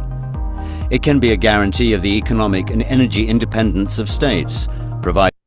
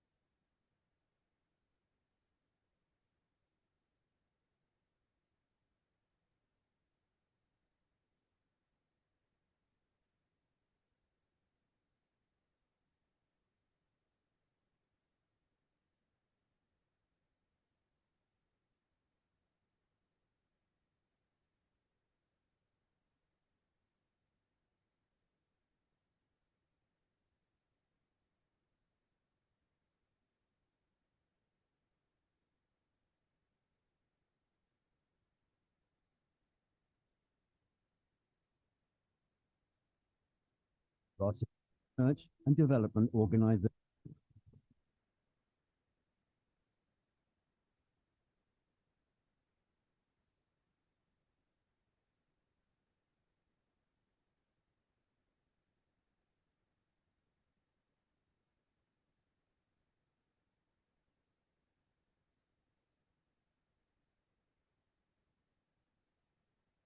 Nuclear power is an essential component of the global energy complex, accounting for about 17% of electricity production.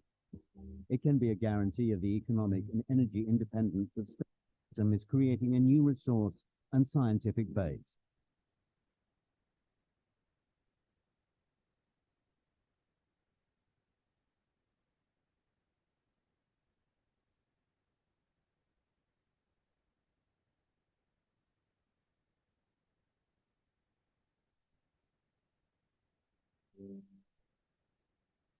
In situ disposal of a nuclear facility prevents the radionuclide. Taken together, all this will ensure compliance with modern requirements for radiation safety and prevent releasing radioactive substances into the environment.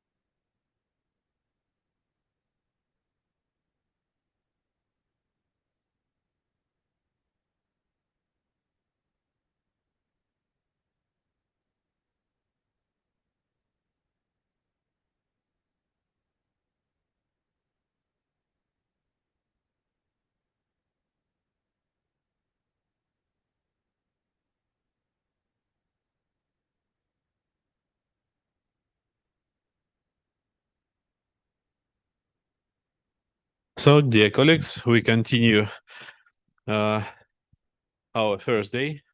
So, and I'm glad to introduce Yulia Gorlova, 12. Yulia, floor is yours. Thank you very much, Andrei. Good afternoon, dear colleagues, dear friends. It's really good to see you here at this course, and I'm not the first time here, so I think it's my third school. Yeah, first was the winter school, another one this summer, and this is the third one, and I'm really glad to be a part of this program.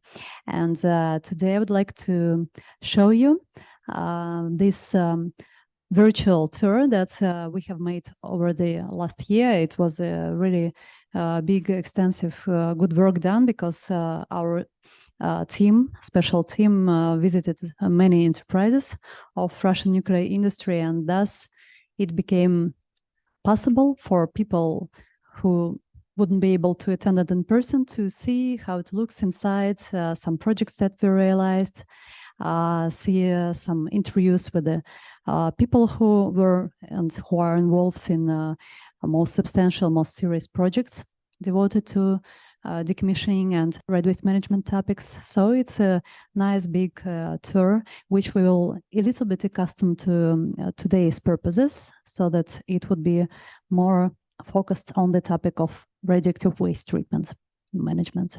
So shall we start?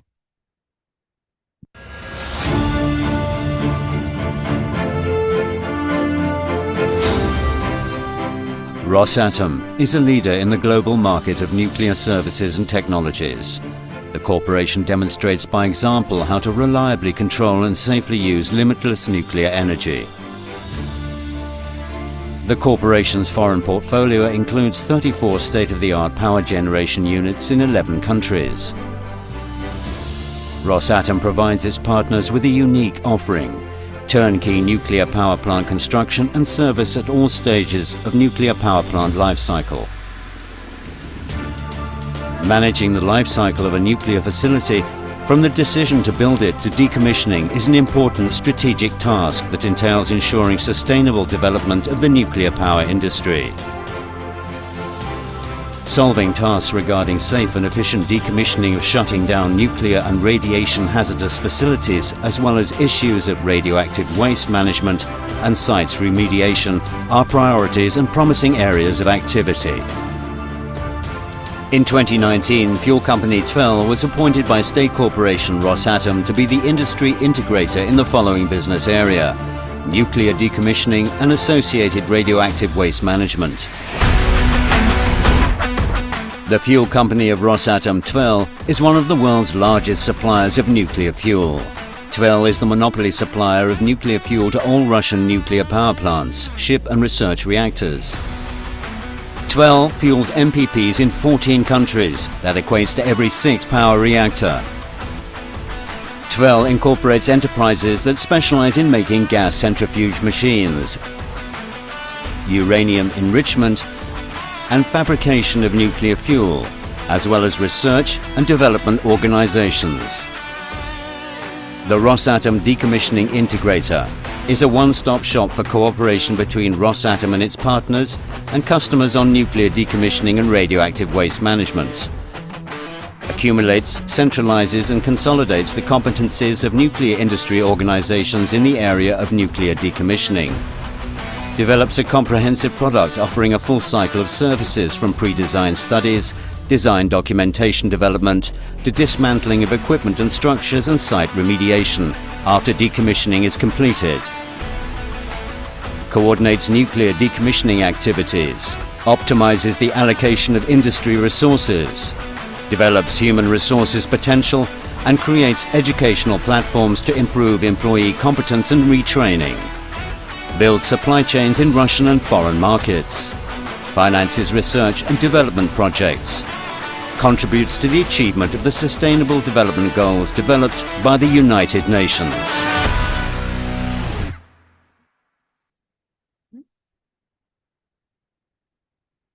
So in TVEL Fuel Company, we comprise 4 centers of competence that are let's say, holders of major experience and expertise in the area of decommissioning and readiness management. And those are the companies of our infrastructure that have already realized projects on decommissioning and who are actively dealing with the tasks of radioactive waste management. These companies include Sibirsky Chemical Plant, Angarsk Electrolysis Combine, Bochvar Institute for Inorganic Materials, and CDTI. This is the Institute for Design and Technology. But besides that, there are 58 by now, 58 companies and organizations within this structure of Rosatom in Russia, and we also have one abroad, who are involved in this infrastructure for nuclear and radiation hazardous facilities decommissioning and management of radioactive waste. And we have more than 100 projects realized successfully in this area in more than 20 countries, and it's already more than 50 products available for this area on our site. And today in this presentation, we will show you some of the significant competences, experience that we have today, and also make some focus on the radioactive waste management topic. Nuclear power is an essential component of the global energy complex, accounting for about 17% of electricity production. It can be a guarantee of the economic and energy independence of states, provided the safety of its use is ensured naturally. This is the relevance of decommissioning. We should be able not only to build, but also to competently complete the life cycle of a facility. There are now about 138 nuclear power units in the world, not including experimental, industrial, research and transport reactors, as well as sites which have been shut down, are in various stages of decommissioning. One of the leading scientific centers in the world's nuclear power industry, the Radium Institute in St. Petersburg, celebrated its 100th anniversary this year. It wasn't the only organization in the Soviet Union that used radiation hazardous materials in its processes. Today there are over 100 such enterprises in Russia alone. Uranium mining and enrichment, production of nuclear fuel and ionizing radiation sources, generation of electricity and heat at nuclear power plants, storage of spent fuel, disposal of various radioactive wastes. All types of facilities eventually end their operation and must be safely decommissioned and the area remediated. Just imagine, a natural park could appear in the place where the nuclear power plant is today, a garden city or another Disneyland. You're probably asking, how's that possible? The answer is here at 12 Fuel Company, where Rosatom is creating a new resource and scientific base.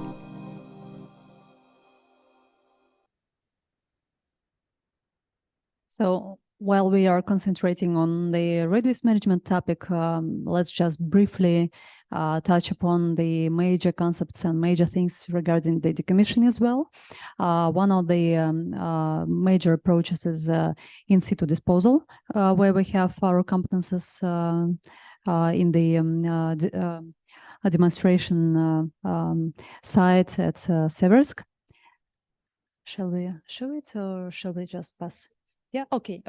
But while we have this experience in this type of decommissioning approach, let's say that overall, generally in the world, also under the approaches set by and proposed by IAEA, International Atomic Energy Agency, the major and say acceptable option is the liquidation of nuclear facilities, and it can be realized in two major ways. One is the immediate decommissioning, and another one is deferred decommissioning. In case of deferred decommissioning, sometimes it takes decades to wait till some of the major impacting radionuclides decay and allow more, let's say, safe conditions for decommissioning, and also that influences, of course, the costs of decommissioning.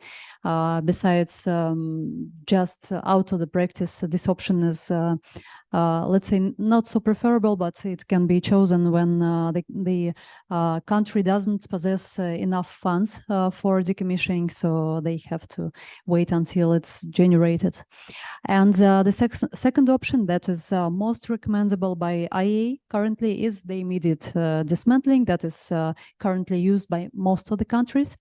And that is actually not only because you are not delaying solving the problem, but also because you are not losing the potential of the employees who are currently working. So you can pass the knowledge, you can pass information about the sites. It's not lost or somehow else being missing in the future after some decades. So we can go through this structure. First stage is preparation for decommissioning, and that includes several stages, such as preparation of decommissioning concept and strategy, and conduction of a complex engineering and radiation survey mapping that allows to get the picture of the site in its current state, so that based on that, safety analysis report can be prepared, and all decommissioning plan can be assembled together and provided to the regulator for obtaining, for claiming a license for decommissioning. Another important stage in the decommissioning process is creation of decommissioning infrastructure. We have to identify what equipment will still be used in the decommissioning process and what should be dismantled, which one is missing, so which equipment and facilities perhaps need to be procured, what teams should be arranged for the experts that would be involved from outside contracted. Yeah, so it's a lot of work that should be carefully planned. Next stage is the major physical work is work devoted to dismantling and fragmentation of the structures. There are different methods how to do it, from the core or from the periphery. Well, we can show some some general information about this. All equipment dismantled and metal structures, except contaminated ones, at the decommissioned facility are reusable material, and after decontamination, they return to general industrial circulation, up to 90% of equipment. Contaminated structures, vessel internals, reactor pressure vessels, etc., and fragments that didn't pass the final radiation control are considered solid radioactive waste of different activity levels, including high-level solid radioactive waste. Various products, including frame structures and long parts, are dismantled and fragmented. A special task involves dismantling, fragmentation, and fragment handling of vessel equipment with wall thickness of up to 300 millimeters, steam generators, reactor vessel, and vessel internals. We perform the following key works: fragmentation of vessel internals, dismantling and fragmentation of the reactor vessel, dismantling production and engineering equipment, dismantling building structure elements, dismantling buildings and structures of the infrastructure and basic facilities if necessary, conversion of facilities. Rosatom has big experience in using conventional fragmentation and dismantling methods. We also have unique solutions that allow dismantling to be done faster and more efficiently compared to standard methods. Plasma cutting, contact cutting, abrasive water jet cutting, oxygen cutting, mechanical cutting, laser cutting. We'll just briefly touch upon one of the solutions that we have for cutting and fragmentation. I propose to have a look at the laser cutting. It's the second one here.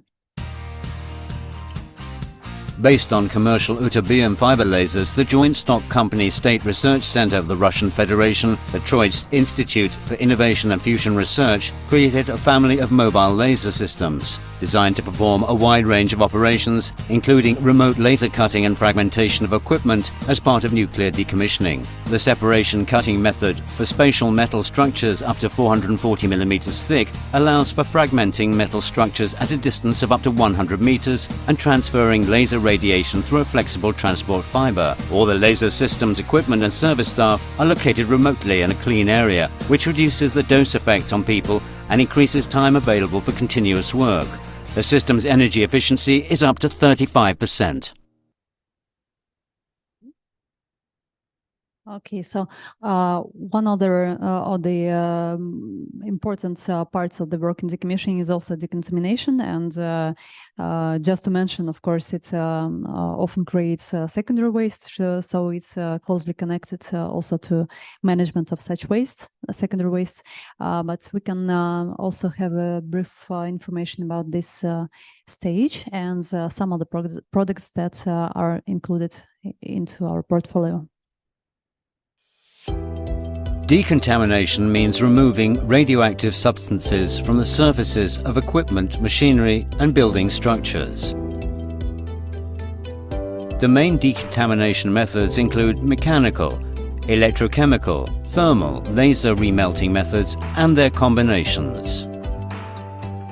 The following works are performed during decontamination: surface decontamination prior to dismantling, decontamination of equipment dismantled and building structure fragments, decontamination of structures of buildings and facilities after dismantling.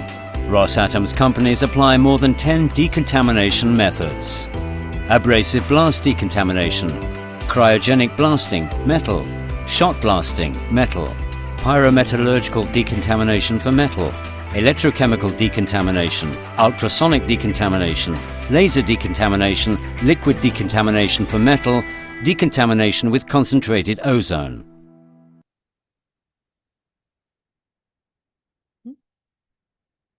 Yeah, this one is quite interesting also. Let's have a look at the pyrometallurgical decontamination that is, for example, present at our Angarsk plant.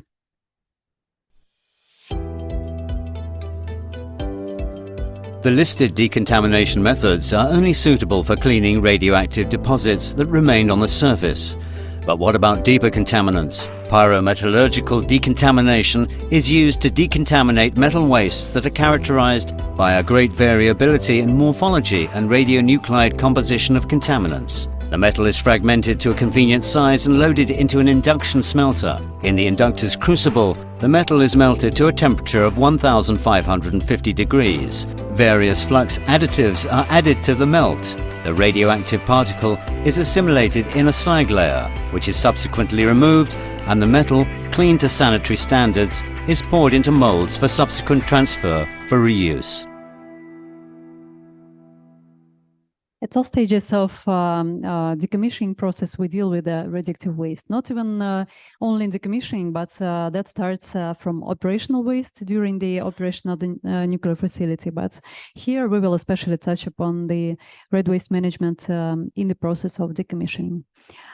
So majorly it's the types of waste that we deal with includes solid radioactive waste and liquid radioactive waste.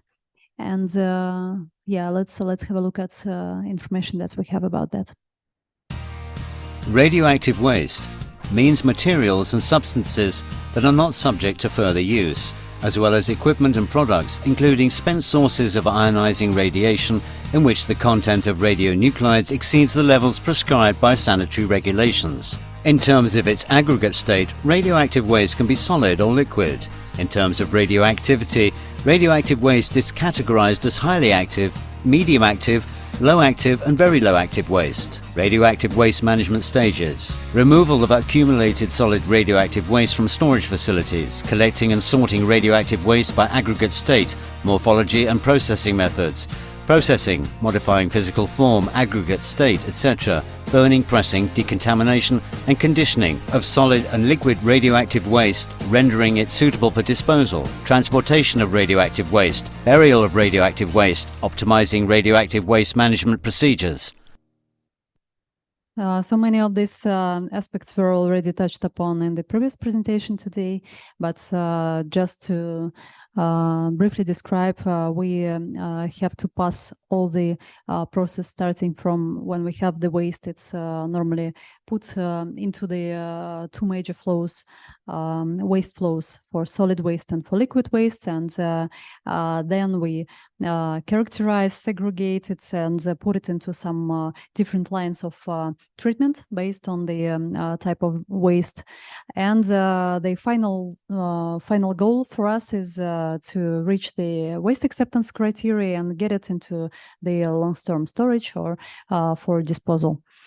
And as for liquid waste, again, there is the waste flow, waste stream that we follow with several different approaches based on exact specific types of also liquid waste. And there are many solutions to treat it. Some of them are even quite possible to combine together to gain maximum efficiency of that. So let's have a closer look, and I propose to see each of the sections that are proposed here.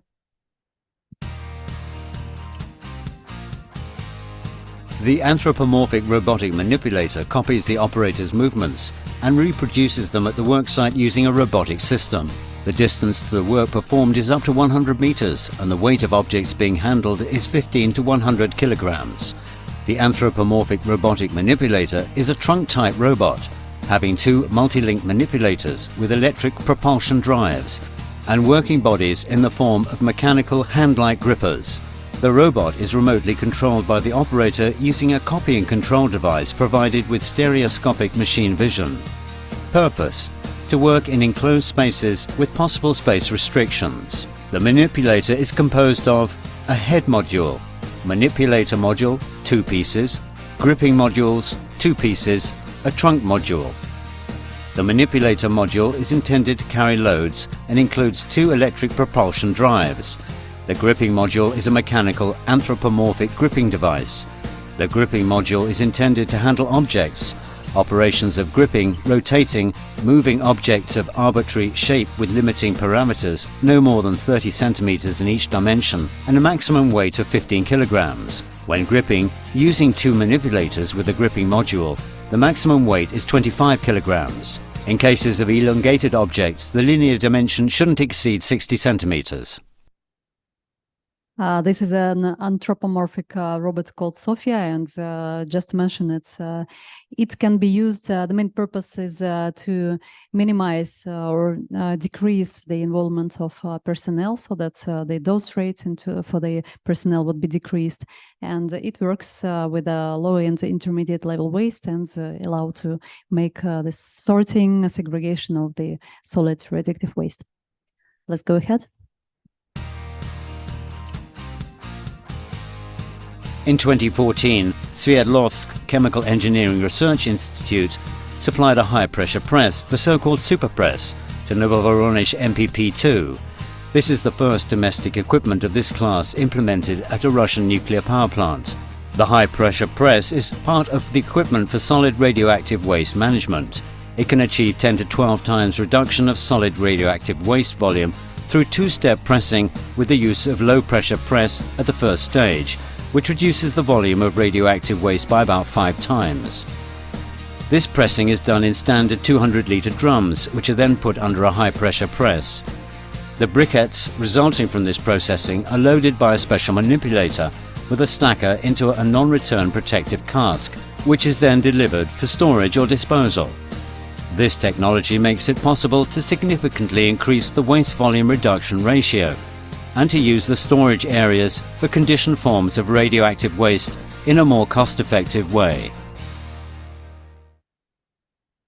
So this is a really strong press, so it can be combined with a smaller device, as was mentioned. First one in the first stage, it's pre-presses to make like 5-fold reduction, and this one allows you to have 12 to around that 12 times reductions, and that's good when you have large volumes of waste, perhaps. So then definitely it makes sense.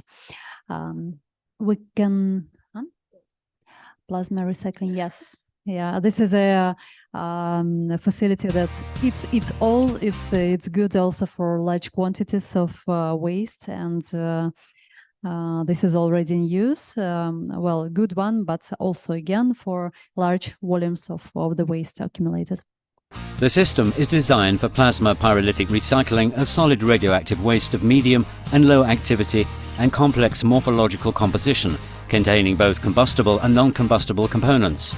This method enables high waste volume reduction ratios, and to obtain the final product of processing in the form of a fused slag compound that features high mechanical strength and chemical resistance, with a concentration of initial radionuclides of at least 90%. The basis of the radioactive waste plasma recycling system is a shaft-type furnace consisting of a shaft and a smelter, waste loading units and a molten slag discharge. In the upper part of the smelter, 2 radon-6 direct current arc plasmatron are installed with an electric power of 50 to 150 kilowatts. An identical plasma torch is additionally installed in the pyrolysis gas combustion chamber. The rated power of equipment for general and special purposes is 1000 kilowatts. The radioactive waste plasma recycling system's productive capacity in terms of solid radioactive waste is 4,800 kilograms a day, subject to the availability of a prepared morphological composition from the resulting solid radioactive waste. The normal operation mode in the shaft furnace is implemented in such a way that most of the radionuclides sublimated from the smelter and carried away by the exhaust pyrolysis gases are captured by adsorption in the pyrolyzed porous mass in the middle section of the shaft, or by the physical condensation of sublimates on the waste surface, after which they're sent back to the melting zone.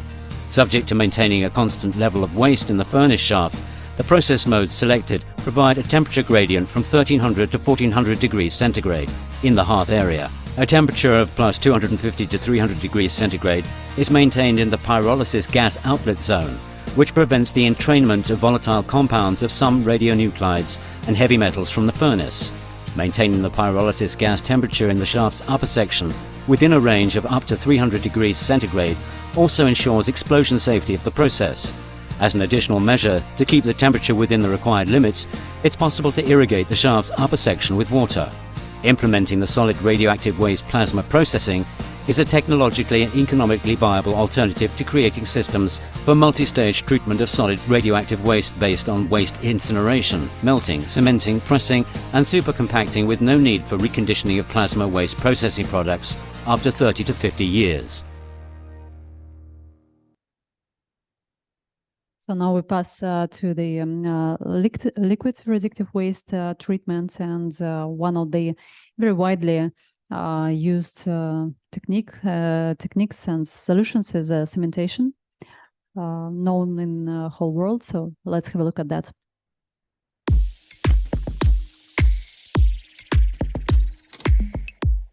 It's very dangerous to keep liquid radioactive waste without turning it into a solid phase. There's always the possibility of depressurization of the container, and the risk increases many times with prolonged storage. Therefore, conversion into a solid phase is required for safe storage of radioactive waste. The unit for cementation of liquid radioactive waste is developed for cementation of liquid radioactive waste of low and medium specific activity. The operation principle of the unit is quite simple. Cement with additives is fed into the mixer, while the waste from the liquid radioactive waste measuring containers is fed simultaneously with cement. A container is pre-installed under the mixer. The cement mixture with liquid radioactive waste is fed into the container, which is sealed after filling and transported to the repository. The unit's fully remotely controlled. Transport operations with the container are carried out using grippers. The thickness of the container wall enables completely excluding the impact of ionizing radiation on personnel's health. The cement compound has a sufficiently solid structure, and therefore the release of radioactivity is excluded. That elemental base that's poured into the cement compound is either drums or non-return protective casks. It ends up being an additional barrier that prevents radioactive waste from escaping into the environment. It's important to note the process of cementation of liquid radioactive waste is considered to be the most universal and simple method for the binding and fixation of solid and liquid low-level radioactive waste. These cementation units are used at all types of MPPs. The containers are non-returnable and guarantee long-term and environmentally safe storage of radioactive waste. Well, this is a universal solution for solidification and immobilization of the waste. Meanwhile, let's have a look at some of the interesting solutions, such as mobile system for modular membrane sorption.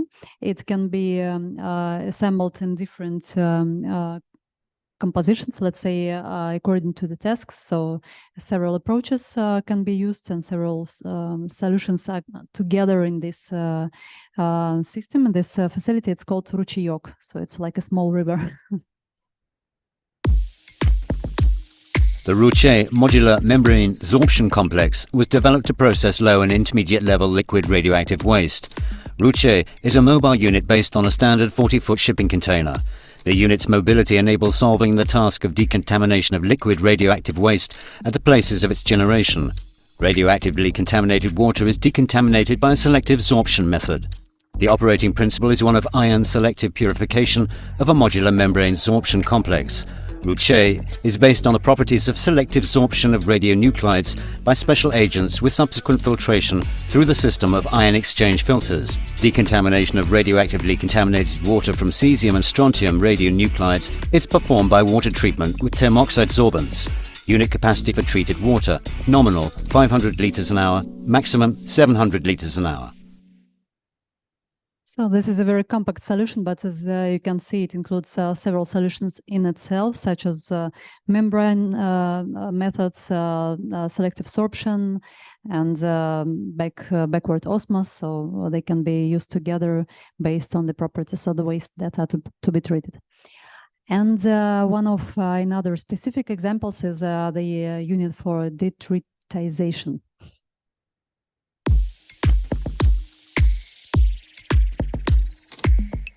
Two processes, rectification and combined electrolysis catalytic exchange, are the unit's basis for processing water containing tritium. Rectification provides purification of water to wastewater composition standards with prior concentration of tritium, using steam as a low-cost coolant. Chemical isotope exchange allows for the subsequent high concentration of tritium using compact equipment. Therefore, a combination of these processes, rectification and chemical isotope exchange, makes it possible to use a cheap energy carrier.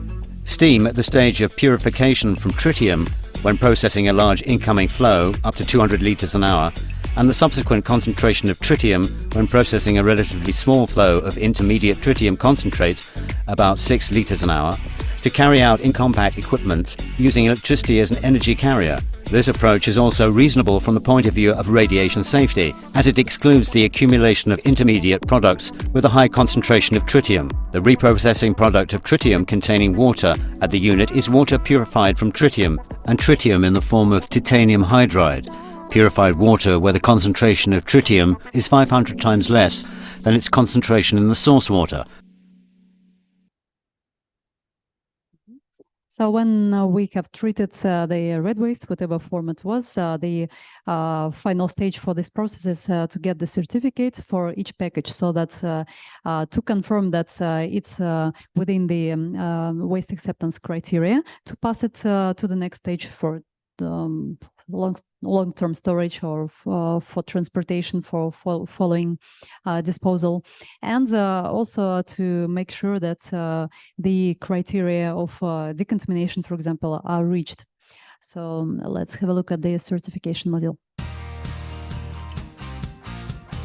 Certification of radioactive waste packages entails measuring the gamma radiation energy spectrum, determining the isotopic composition and specific activity of gamma-emitting radionuclides of solid radioactive waste in packages of various shapes and geometries, measuring the gamma radiation dose rate from packages and surface radioactive contamination of packages' outer walls, in order to document the acceptance criteria for the disposal of radioactive waste packages.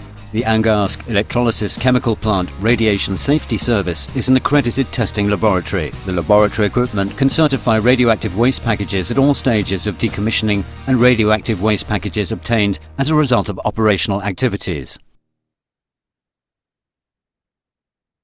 And finally, when we reach to the stage when the decommissioning project on the land, on the surface is realized. Another important aspect to think about is to check the land, to check the site of the facility, and to make sure that it's ready for release, for removing the license for operation. So in this case, such projects can take years and maybe even, I don't know, decades, depending on the equipment that you have in possession, and also, of course, depending on the operation story, track records of the facility, whether some, I don't know, some special situations were occurring, or it was always in a normal way of operation. Anyway, the land should be checked, and here let's first have some general information, and then we'll touch upon special featured solutions.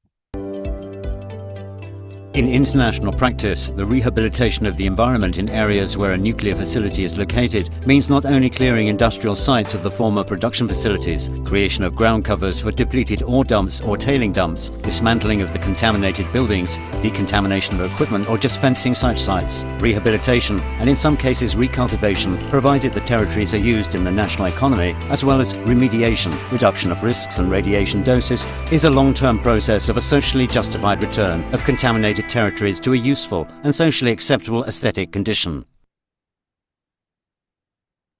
So when we are talking about large volumes of land, soil, bulk materials to be treated, not only soil, but also we can talk about crushed concrete, for example.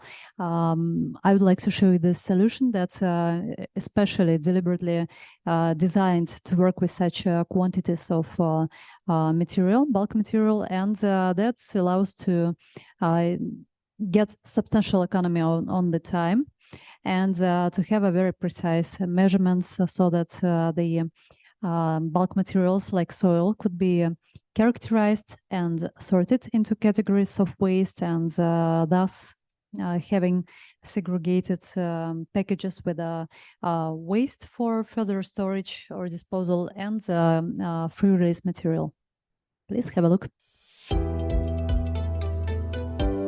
The FREMIS unit, developed by Nuclear Technologies, a member of the TVEL fuel company, is designed to separate radiation-contaminated bulk materials by flow gamma spectromic measurements on a conveyor, followed by automatic sorting according to specified limit values based on the radionuclide vector.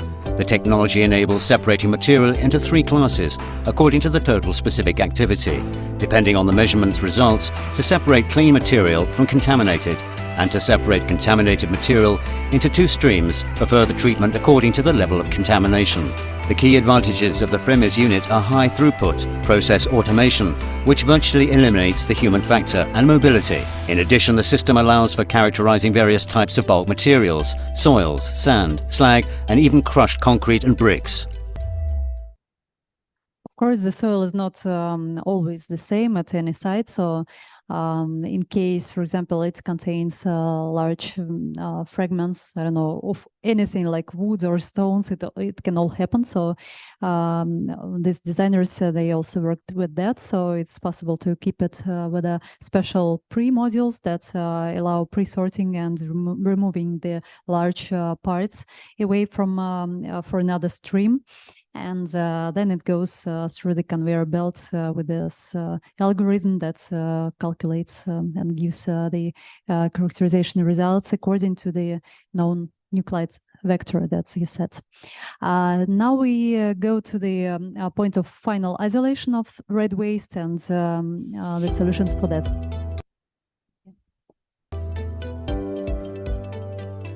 All options for a near-surface disposal site for radioactive waste are based on a system of passive safety barriers to prevent the migration of radionuclides into the biosphere or a significant slowdown of this process. For this purpose, we use various combinations of artificial and natural barriers. The parameters of barriers used can differ significantly depending on the project. There are at least 3 different concepts for such disposal sites, depending on their location relative to the Earth's surface. The near-surface disposal site in Novouralsk was the first one put into operation in Russia. This site is designed to dispose of short-lived and low-active radioactive waste.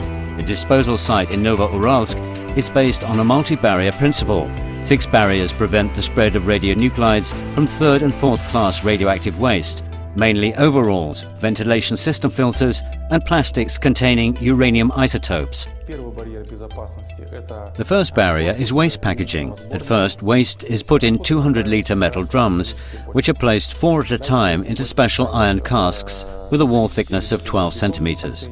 That is, the casket body is a second safety barrier. Then we place these casks in our disposal site, and we fill the space between the casks with barrier materials, special clays. This is the third safety barrier. The fourth safety barrier is the 70-centimeter walls of the storage itself, made of high-quality concrete. The fifth barrier is waterproofing materials which are laid around the site. And the sixth safety barrier is the geological formation, in which this disposal site is located. These are the steps that prevent radioactive substances present in the waste from escaping into the environment. So perhaps these are definitely these are not all the solutions that we have for the market and for our industry, but due to limited time, of course, we could show only some of them. Anyway, it's a big process and a bunch of works that are in progress. And considering that many or most of the decommissioning projects and related tasks of radio waste management are forthcoming and are going to happen in the near future and midterm future.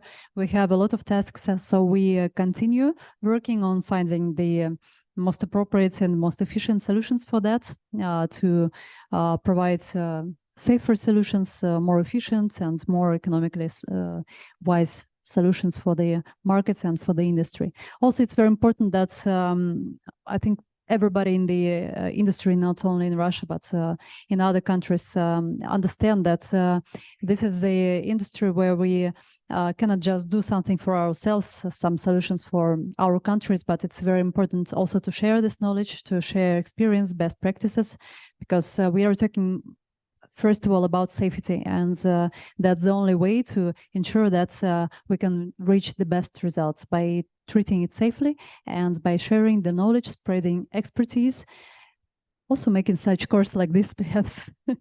So thank you very much for your attention, and I'm here to answer your questions and also later with my team.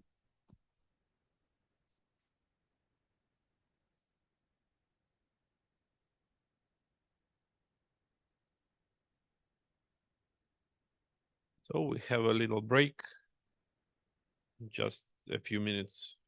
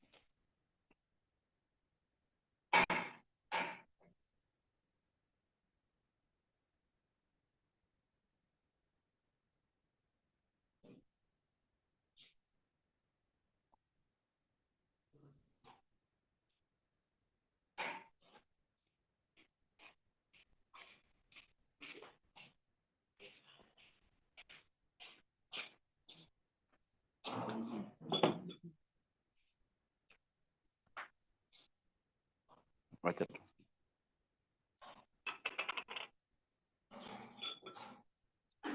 Ну. Выйдет, да?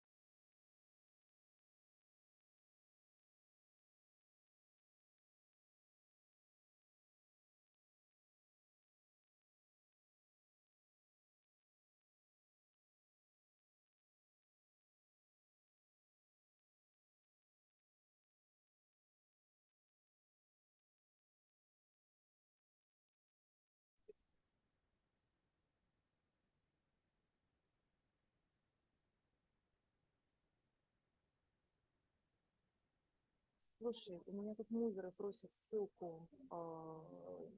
Что-то у них там плохо с зумом совсем. Ладно, я им скажу, что... Нет, презентации потом, презентации после школы. Я не буду немножко посылать отдельно. Да? Светлана? Guys, could you please... Oh, guys, I'm sorry. Dears, could you please take your seats? We have to continue. And now we would like to listen to your self-introductories. Светлана не хочет быть первой. Давай с Марвой начнем. Okay. So please, we are waiting. Ladies, could you please take your seats?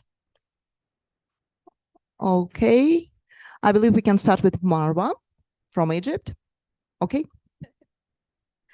Hello, everyone. I just take a small presentation. Yeah. Okay. Yeah, it's work. My name is Marwa Ibrahim. I'm from Egypt. My educational background is nuclear engineering, and I take my first master degree also in nuclear engineering at Egypt from Alexandria University. So this is the formal education I have. So first, actually, I worked in academia. I teach some courses in physics in 3 universities, and second responsibility in this university to have radioactive material for safe and secure this radioactive material. So for safety, I'm feel okay, but for security, I miss some knowledge. So I want to share with you how can I get this knowledge. Actually, I make a plan. So I begin with IAA series, and if you remember the presentation from Dr. Michael from Empirical College London, he speak about GSR part 3, and I take a part. I need to borrow expression. He told about GSR. He told this is a Bible for safety. For me, it was very rich resource for safety. So I like this source so much. I began with this and all this, and also he speak about GSG for safety. So this is how can I build some knowledge in safety.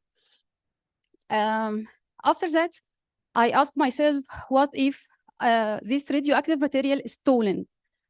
Because I had experience that my university transfer from campus to campus. So I asked what's my responsibility in this stage and what my accountability.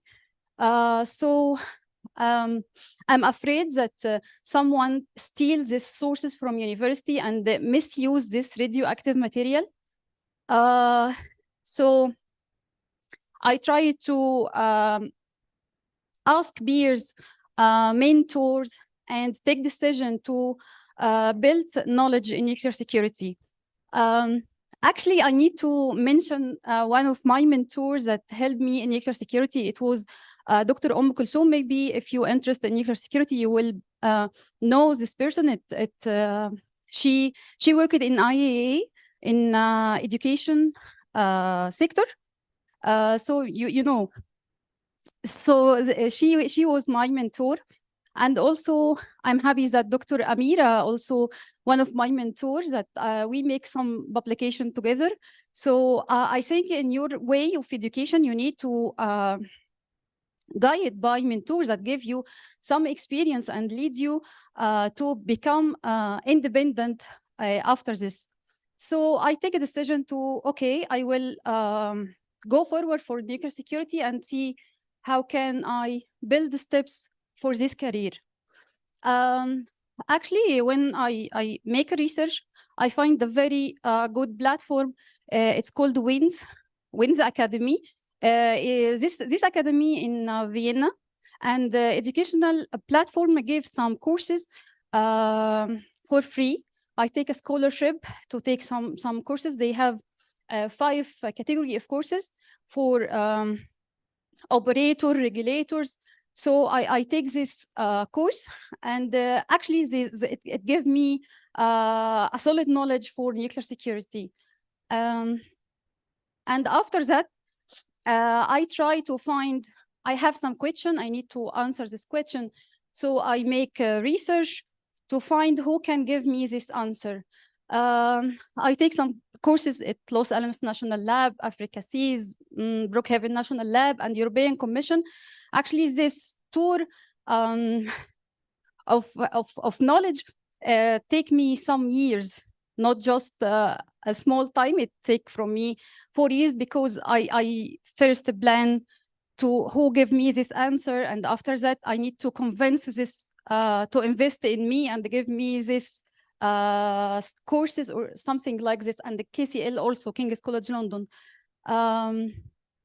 After that, I built some knowledge in security and apply for a master degree in Politecnico di Milano in Italy.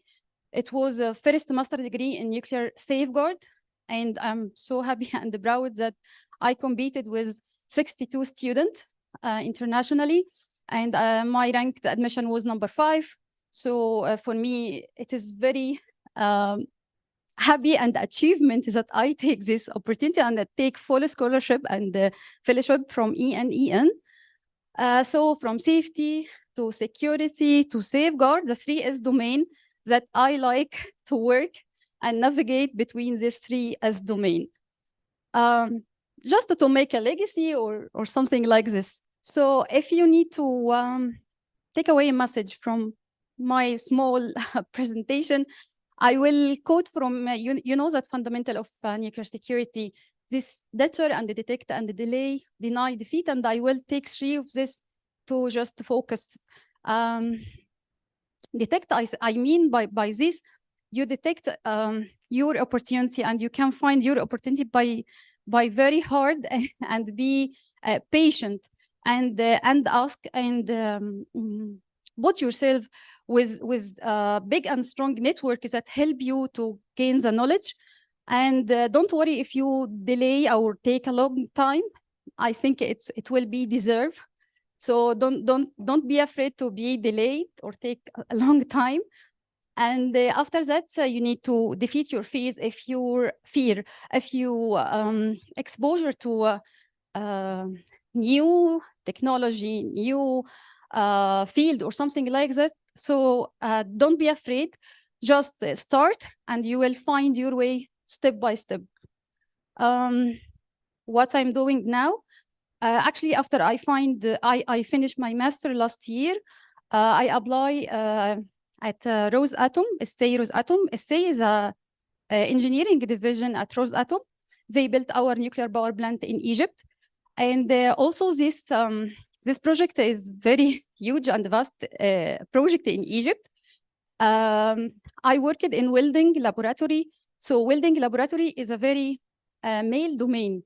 So I competed with many males, but yes, and I came from academia to industrial. So this transition is not an easy, but thanks God that I'm secure position with very competitive competition, not only for men, but men and women.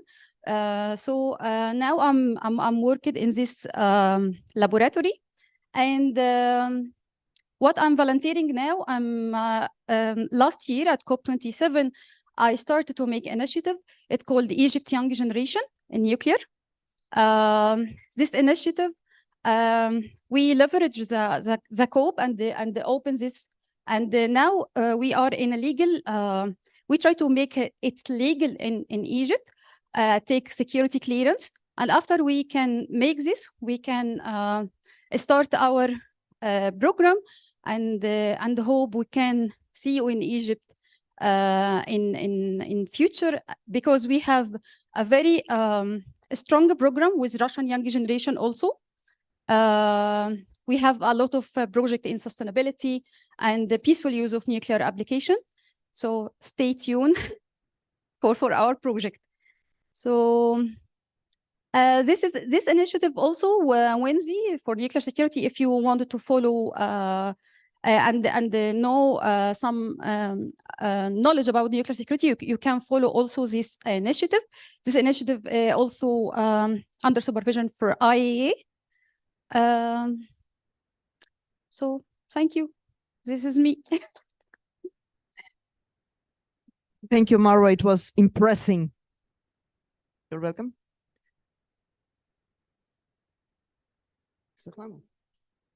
Svetlana, I'm afraid you can't avoid to be the second one. And food.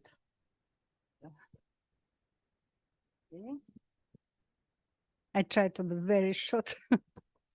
My name is Svetlana Kachan, and I'm from Belarus, like a number of my colleagues here from another organization. I'm from Belarusian National Technical University, and our country is neighboring with Russia. We have lots of common activities, common project, and the big project of common use is our NPP station with 2 operating reactors, and I'm including in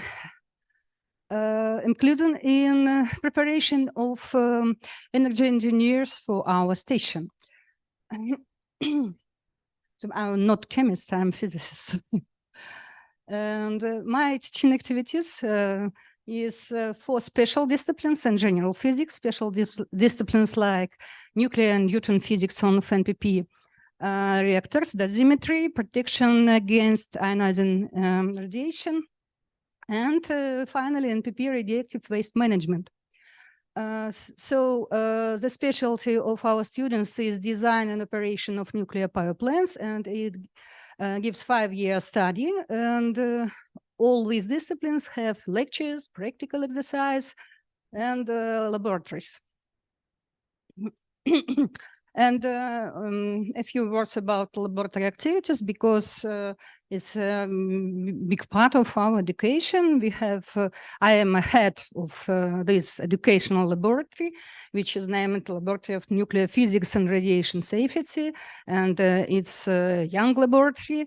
It's about 10 years old, a little more, and it's already have 15 different types of equipments for measuring of radiation, such as spectrometry, radiometry, dosimeters, different types, and we have several workshops, and on the end, computer testing of knowledge, and reports of students' reports, and some equipments which we have, and stationary and portable spectrometers, and even fluorescent spectrometer for X-ray. Very nice equipment which can determine the atomic composition and proportion between atomic and different samples. Also, we have radiation monitors for surface activity, for volume activity, for specific activity, and also with stationary and portable modes, and individual inspection dosimeters for aerosols, alpha and beta, and very new equipment from Belarus. And more than 70 radioactive sources. That's my field, and I'm prepared students, and I hope that here I take some information about new technologies and will transfer it for them, and it will make more qualified energy engineers for our NPP station. That's all. Thank you.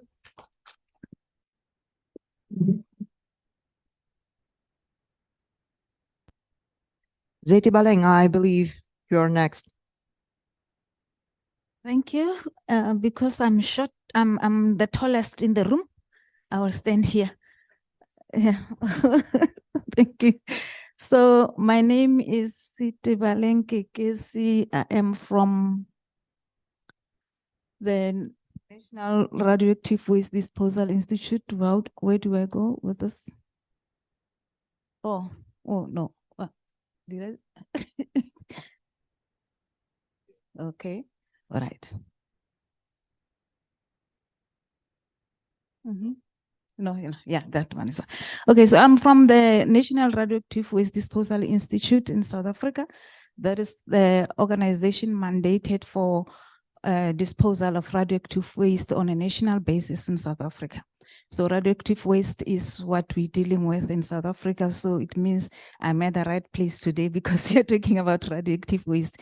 What I did not mention here is the major projects that we are dealing with or currently dealing with in South Africa, which is disposal or long-term storage of our spent nuclear fuel, and also a borehole disposal concept for disused radioactive sources. Those are currently our major projects that we are facing, or we are dealing with. We are still at the feasibility study for the long-term storage of nuclear spent fuel. So this is our governance structure. We fall under the Department of Minerals, Resources and Energy, and we are established by Act 53 of 2008. So the institute is only 7 years old after, since its inception in 2009. The first employees was part of them. We were employed in 2016. So we are 7 years old as the institute. Oh, I'm going back now. Okay, so about myself, I have a bachelor's degree in chemistry. My major subjects were chemistry and biology, and I've just recently obtained a master's in leadership for safety with the Côte d'Ivoire University in France. And yeah, I'm currently a licensing specialist, and those are my main roles within the organization. And we all know, we have seen licensing in all the presentations that we made, that at some point, whether you are storing or disposing, you have to obtain a license for such.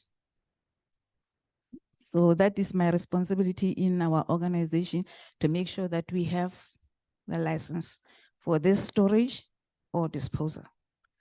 And also maintaining such a license. So my career started with before I became a licensing specialist, I was an inspector, a norm inspector with the National Nuclear Regulator in South Africa.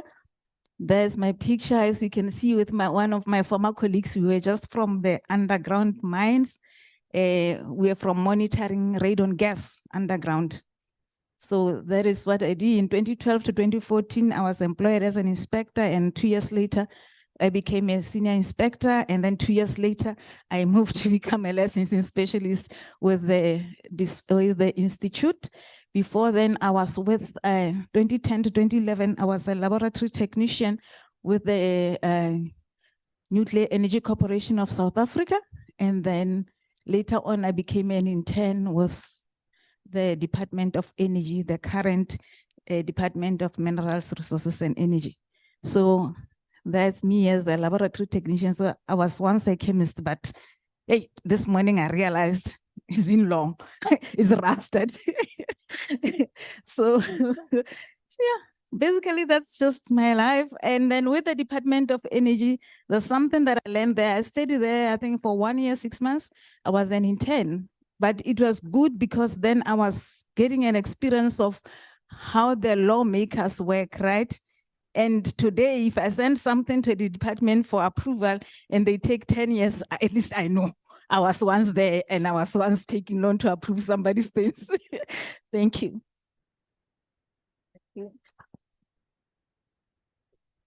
Maybe, Tebogo, maybe you will represent yourself. Then you don't have any presentations, but don't bother. You can speak for yourself. Just. Hello, ladies and gentlemen. My name is Tebogo Motlhabane. I'm from South Africa. And yeah, I don't have a presentation, so don't look up. I also work with Miss Siti Baleng-Kekesi. We come from the same organization, the National Radioactive Waste Disposal Institute. So I am a scientist in the Radiation Protection Services Department. So the whole division is on compliance management. She's a specialist on licensing. I'm the RP scientist. So my task is to ensure that there is compliance with in terms of radiation protection with the licensing conditions, including implementation of radiation protection services for the public and the workers, the whole implementation of the licensing conditions. So I have a master's degree in applied radiation science and technology from a university called Northwest University. It's in South Africa. Prior to working in the current job, I was also an inspector with the National Nuclear Regulator. So I come from that background, but I also worked for a mining company as well. I have also worked as an intern at some point with the International Atomic Energy Agency, but I have also worked in consulting for NOM facilities. You were talking about Women in Nuclear Security Initiative. It's also an initiative that we are involved in South Africa. I'm interested in that. But my aim for coming to this course is to learn more about all the technologies that are involved in radioactive waste management, because as we said, our organization is it's a disposal organization, and as young as it is, there's still more need for capacity building. That's why hoping to learn a lot from the lectures in these 2 weeks. It's nice to meet you. Thank you very much, Deboho. So maybe somebody is ready to represent themselves? No? So I will have to make my decisions. Okie dokie. Yes, please. Elsinta. Hello, everybody here. My name is Elsinta. I'm from Indonesia. As a student, Polytechnic of Indonesia Nuclear Technology, my majoring is electronic instrumentation. And then I entered the college at 2020, and fifth semester work practice at the hospital Indonesia, and then in there I as radiation radiation protection officer, and then in there analyze how exposure factor from X-ray to the patient body, and now I'm final student at college, and I'm still internship and at Schneider Electric, and my division in process automation. Thank you for the organizing committee to invite me in this program with the theme modern trends in radioactive waste management. And thank you. Nice to meet you all. Thank you, Elsinta. Okay, maybe I ask Beningo to represent himself. Could you please? Yes.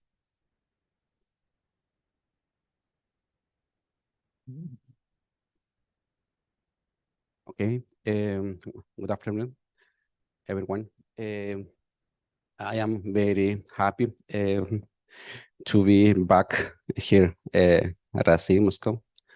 My name is Benigno Mamani Cuenca. I am from Bolivia.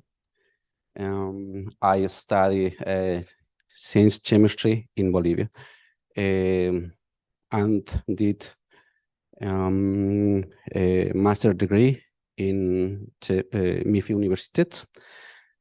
Now I am studying a PhD degree. I am working in the important project in Bolivia is lithium resource. I am involved with a nuclear project which we have a cooperation company Russia that Rosatom. Now my experience in project resource, natural resource, and strategic projects. No, once again,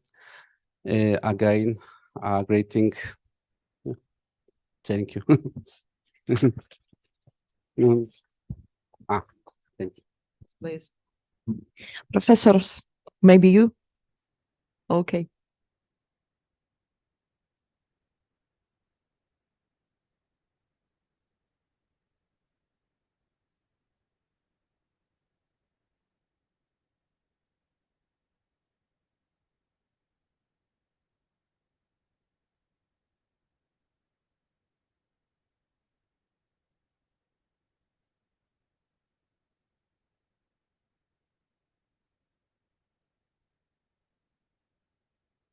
Hello, everybody. I thank Rosatom and I thank the University of Moscow State University for organizing this workshop. Actually, my name is Suhair Kora. I was graduated from the Faculty of Pharmacy, and then I took my PhD and my master's degree from the Institute of Environmental Medical Sciences. My main work is to assess the exposure of people to different pollutants, including ionizing radiation, and I could find that most pollutants have the same mechanism as ionizing radiation. I became professor of molecular biology by the year 1994, and I supervised about 50 PhDs and 80 master degrees. Then I was interested in other things than science, besides science. I became the vice president of the Pan-African Environmental Mutagen Society, and I was the secretary general of the Egyptian Environmental Mutagen Society. Then I became the founder and president of WIN Africa. In WIN Egypt, first. In WIN Egypt, our work was to promote the work of nuclear. You know, all of you, that the people hate or do not accept the word nuclear. They always fear it. So our process was to increase let people, the population or normal people know the peaceful application of nuclear, so that they can accept the word nuclear. We did this by different ways, by providing social services in order to be visible to the society. We organized health campaign. Since 4 years, every year we used to organize breast cancer campaign. We will bring a big van from the Ministry of Population and Health. It will contain a sonogram and a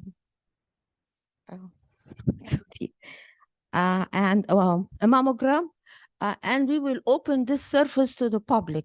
So when people will enter our nuclear energy place, they will become notified about how nuclear is helpful and how it is applied in many things, and we will talk with them.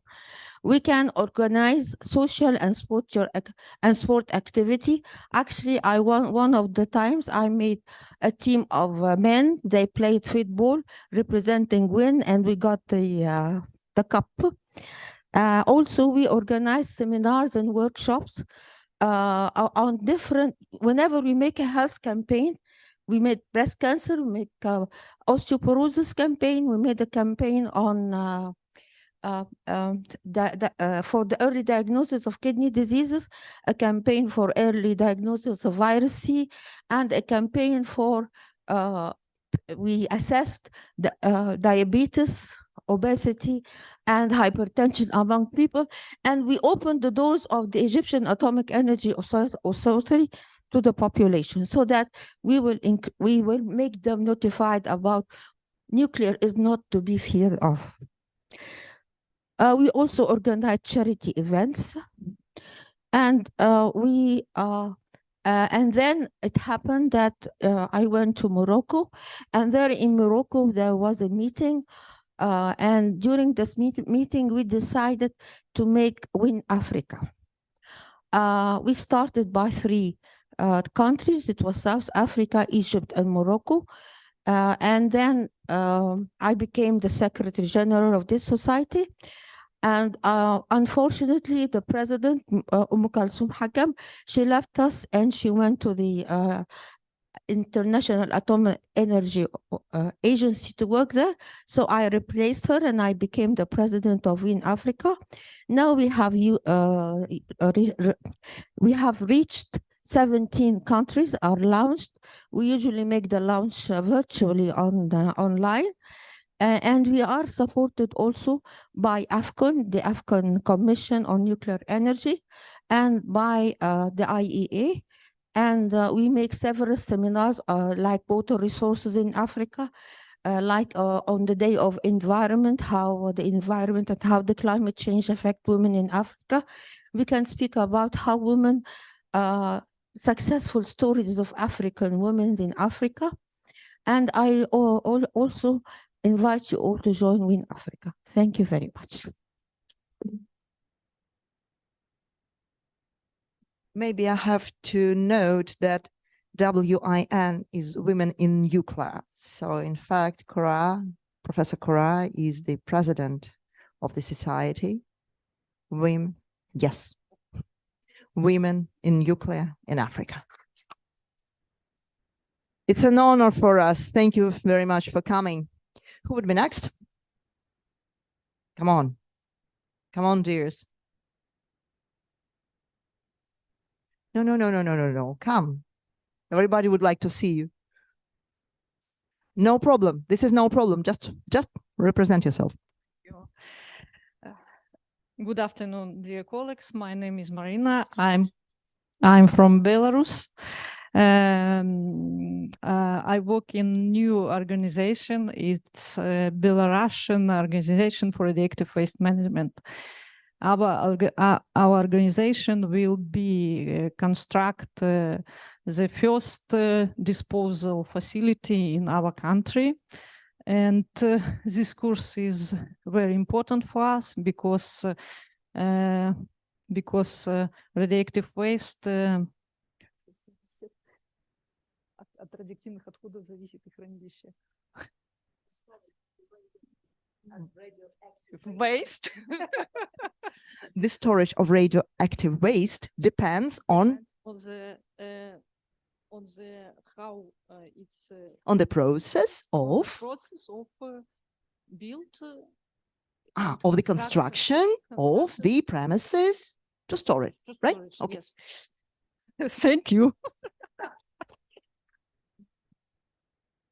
Thank you very much. Maybe Dilshad will continue. Could you please represent yourself? Just say 2 words about yourself. Okay, maybe Farouk then. Okay. Good afternoon, everyone. My name is Lin Hui. I come from Beijing, China. It's my very pleasure to see you in this beautiful city. So I want to thank you, State Atomic Corporation and the Moscow State University. Currently, I worked in Beijing Research Institute of Uranium Geology. In the past 8 years, I'm focused on the research on deposits of high-level radioactive waste. And my main direction is safety assessment for repository. Now, we are building baseline underground research, underground repository. And we will develop our safety assessment technology all the time. Here, I have a brief instruction for our URL. That's for you, no problem. Okay,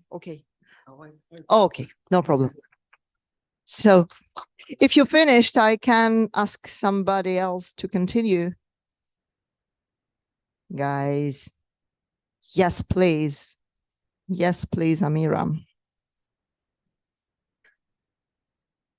Thank you. Thank you, Olga. Yeah. Okay. So hello everyone. First of all, I'm very, very happy and very delighted to be here with you. And thank you for the Moscow State University as well as for Rosatom for giving me the opportunity to take part as this very interesting course. Let me present myself. I'm Amira Zewak from Tunisia. For a person who doesn't know Tunisia, Tunisia is located in the North Africa. It's a small country. It's about 165 square kilometers. It's a small country. And in Tunisia, when we talk about nuclear, we talk about two centers, the radio protection centers, and the center who I work is the National Center of Nuclear Sciences and Technology.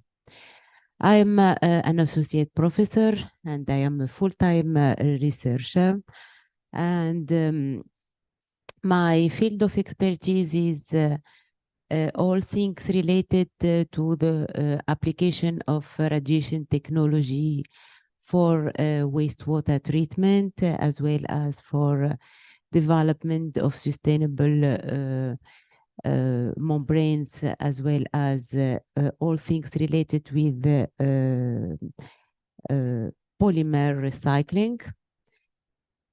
I supervise many master degree as well as a PhD degree. And we have a lot of publication, and also we have a lot of research coordination project with the International Atomic Energy.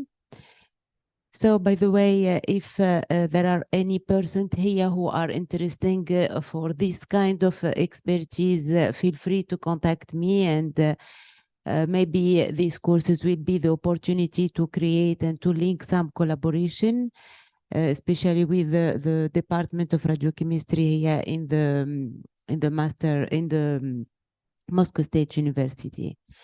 And also, as Professor Suhair said,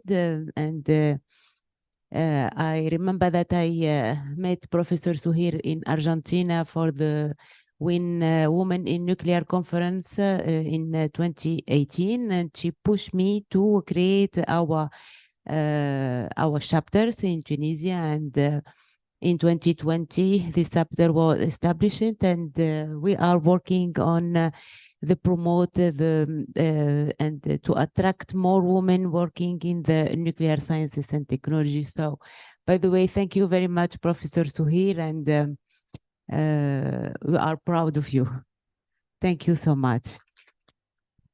Thank you very much. Thank you very much, Amira, I'm sorry. Because last school, your compatriot, whose name was Asma, I'm sorry. So, Elias, maybe you would like to represent yourself.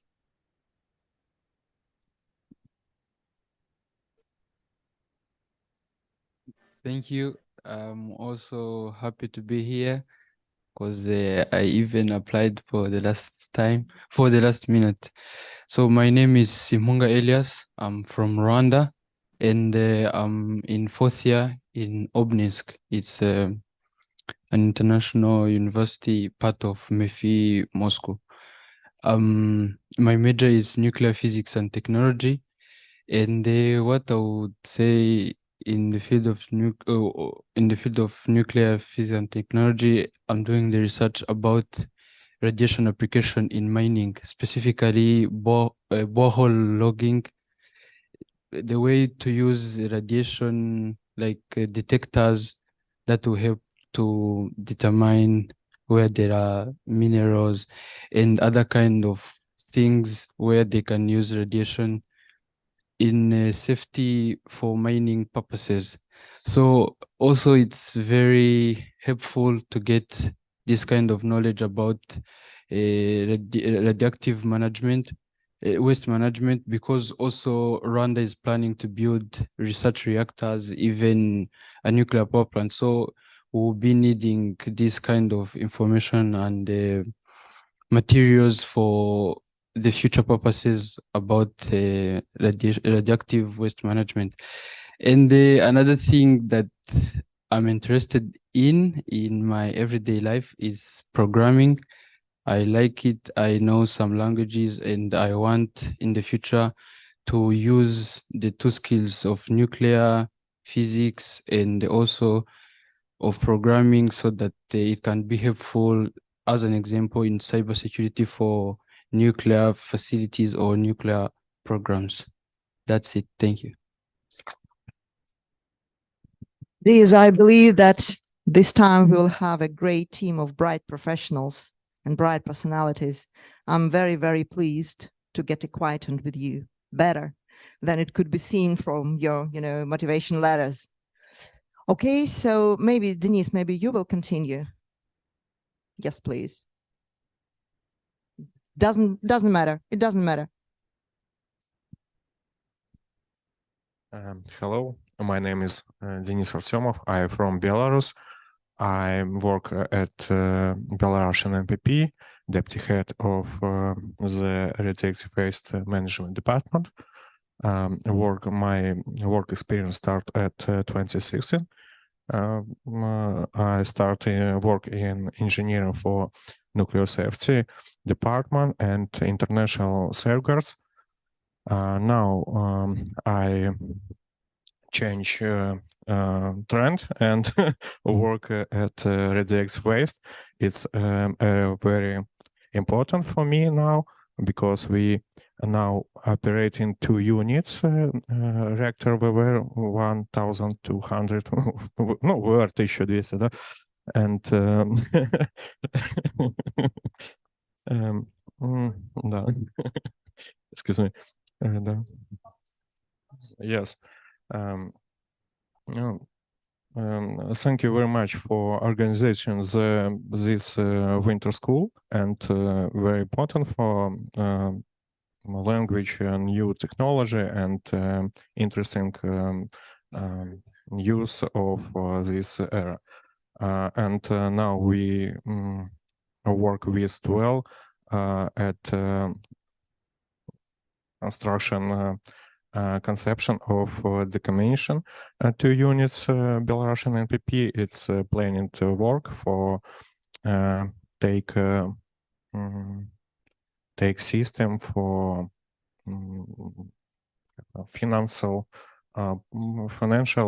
work of next time decommission units. It's very important work now, and we realized because I thank you very much all.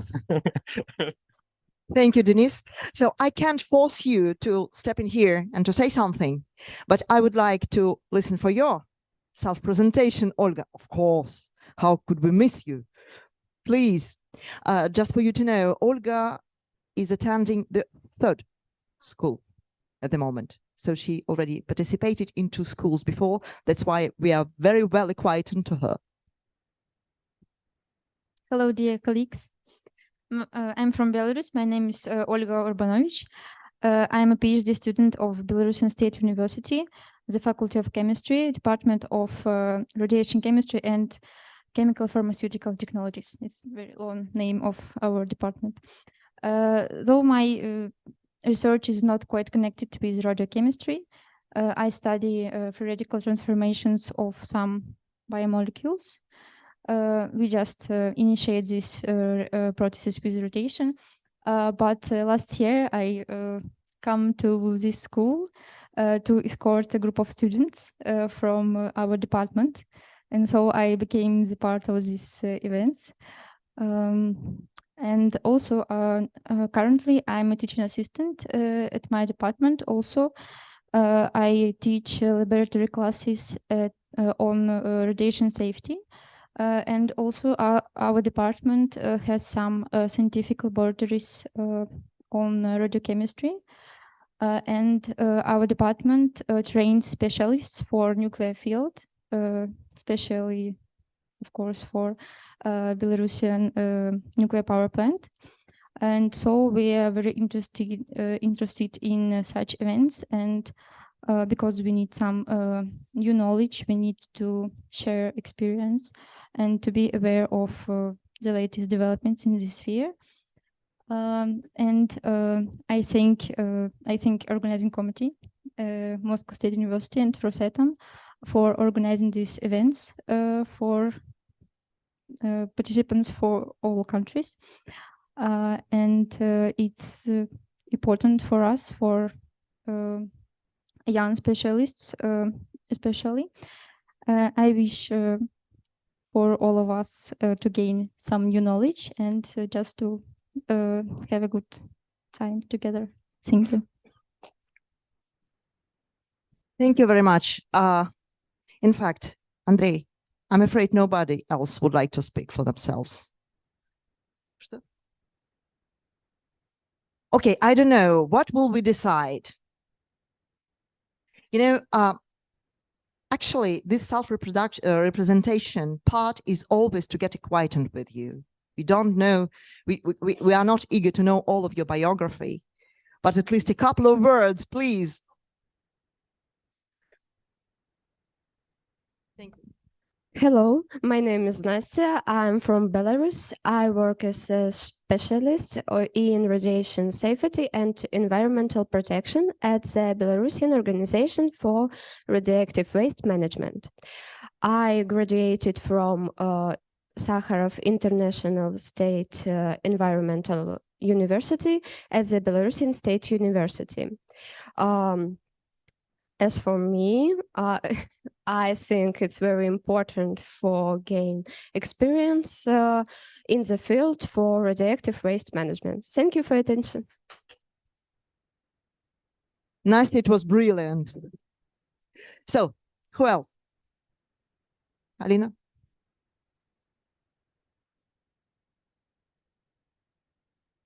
Good evening, everyone. Let me introduce myself. I would like to speak about my biography really briefly. My name is Alina Vinyarskaya. I'm from Minsk, Belarus. I'm 33 years old. I was graduated from International Sakharov Ecological University in 2014. And now I work in the regulatory body of Republic of Belarus, Goskomnadzor, as a chief specialist in the division of radioactive waste management. My work experience accounts more 9 years.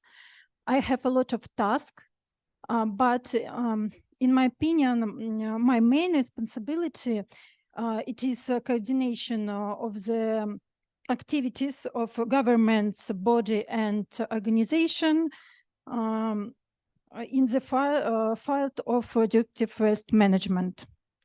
That's all about myself. Thank you for your attention. Thank you. Our dear colleagues from Uzbekistan, would you like to say something about yourselves? Please. Next time. Okay, so let's keep it like this. Our colleagues from Uzbekistan, let's applaud to them that they have come.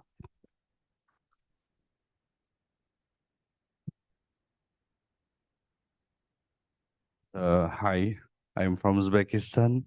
My name is Dilshad.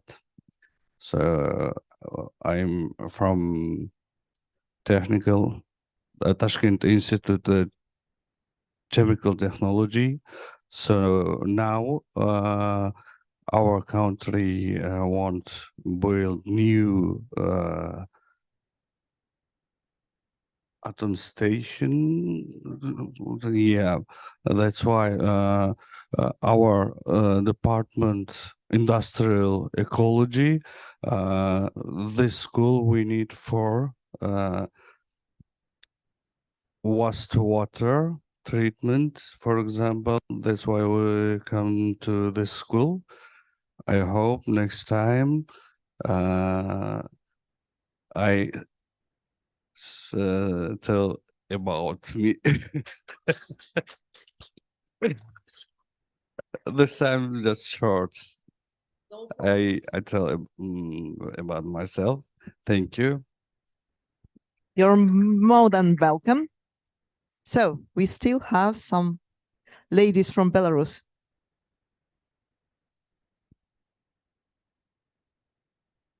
Good evening. My name is Liana. I'm 22 years old. I'm from Belarus, Minsk. This year, I graduated from chemistry faculty at the Belarusian State University. My major is chemistry of higher energy. Now I'm working at the Belarusian Organization for Radioactive Waste Management. Radioactive waste management. Our organization will build the first radioactive waste disposal facility in Belarus. So for this reason, me and my colleagues from Belarus here, and thank you for this opportunity. Liana, am I right that this is your second school? Exactly. So we met a year ago. We always greet those who already attended. So we have several programs for the radiochemistry schools, and some of the participants, they succeeded to get grants for the row of the schools. And I believe this is very, very useful for them to gain as much knowledge as they can. Thank you very much. Heba, please. Don't worry, don't worry. Hello, everybody. I am Heba Komi from Egypt. I graduated from Faculty of Science in Shams University 2012, and I'm very proud to be graduated from this faculty. Then I started my nuclear field when I was having a training at the National Research Center and Technology in Egyptian Atomic Energy Authority for 1 week with Professor Suhair Koura. And then I decided to make my master in radiation biology under the supervision of Professor Suhair Koura. We remained together for more than 7 years. I learned a lot from her. I was an active member in Win Egypt and Win Africa, and I had a lot of participation with her in a health campaign. Besides that, I changed my career from radiation biology to radiochemistry. I wanted to center laboratory environmental research and training at Egyptian Atomic Energy Authority. I trained there for 7 years until now. Then I decided to make my PhD in radiochemistry after I have sufficient and efficient experience in environmental collection samples, soil, plant, water, and go to many different fields in Egypt to collect the samples, and then making radiochemical separation for this environmental sample for separation of uranium and plutonium. And I think I have a good experience in this field, so I decided to earn my PhD in this field. And I have learned a lot in this laboratory, and under supervision and encouragement of Professor Suhair, she told me to stay there in this laboratory. And I hope that I start my PhD, so I attend first to enter this international winter school to gain more acknowledgement before starting my PhD and earn it. Thank you. Thank you very much, Heba. Well, I wanted to ask things about Heba. During the COVID, we organized so that immunization for people working at Egyptian Atomic Energy Authority and their families, so that they won't go to the hospitals and stay there for a long time. Well, actually, Heba did a lot of job in this COVID immunization campaign. And also most of the campaigns, our health campaigns, are made in Egypt. Heba is my right hand. And I thank her. And we organized the first Win Africa conference and the third just Win Global Women in Nuclear Global Conference last November. And Heba did a great job during this. Thank you. Thank you very much for this fantastic edition. Ehab, of course, we couldn't miss you.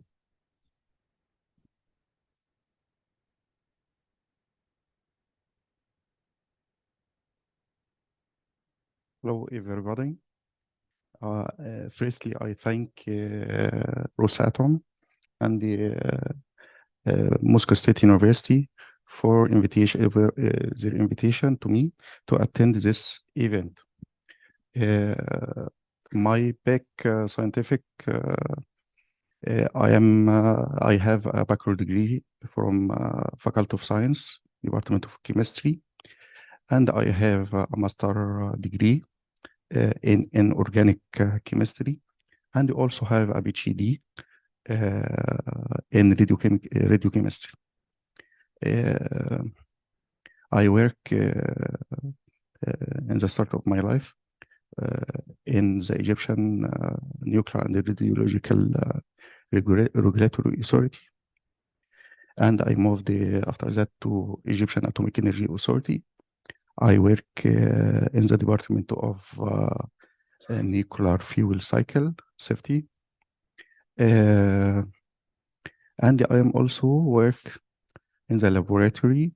This laboratory specialized in estimation, determination, and the separation of radioactive isotopes. I have publications about the contamination of radioactive isotopes. That's all. And I thank you, Olga. I thank Rosatom. I thank Moscow State University. Thank you. Chinta, maybe you continue.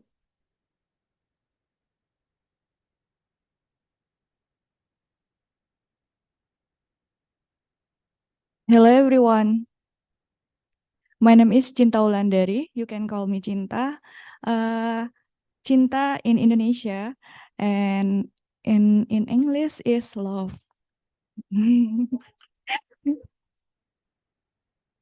Okay. I am a final student at Polytechnic of Indonesia Technology Nuclear. And Indonesia, we have 3 reactor nuclear for research and 1 irradiator. And at Polytechnic, sorry, I use the text because I'm very nervous. At the Polytechnic of Nuclear Technology, there are several courses that are directly related to nuclear radiation, namely radiation safety and security course, practicum course on nuclear legislation, nuclear engineering application course, and safety practicum course on ionizing radiation source equipment. Through this course, students will be equipped with more knowledge about nuclear, with the hope that later they will obtain more competitive medical and industrial radiation protection officer license.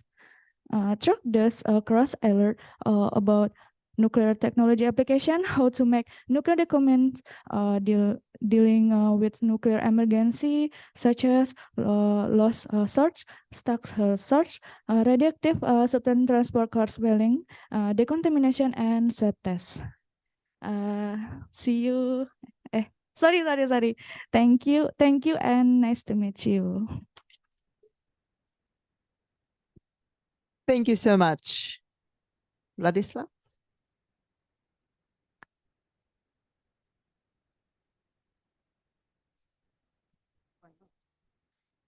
Hi everyone, my name is Vladislav. I'm from Belarus. I'm 24. I'm graduated in Sakharov Ecology University. Now I'm working with Marina, Anastasia, and Liana. We work in new organization, Belarusian organization for radioactive waste management. I work only first year because I cannot talk with you about my job. Thanks.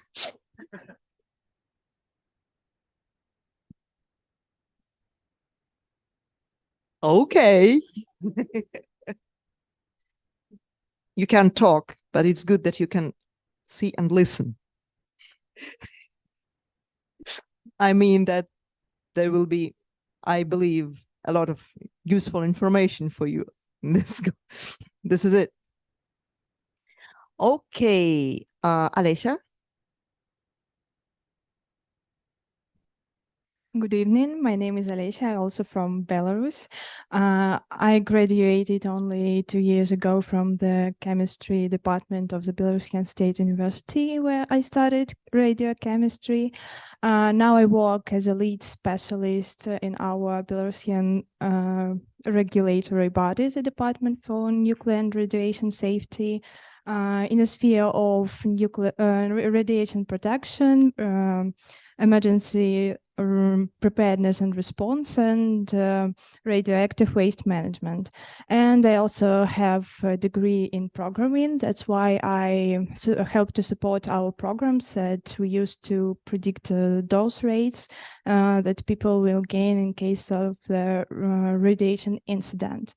So I'm really happy to be here tonight. Thank you. Thank you very much. Zhang? Could you please speak for yourself?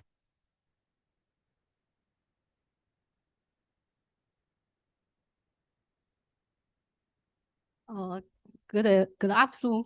My name is Zhang Hui. I'm Chinese. Sorry.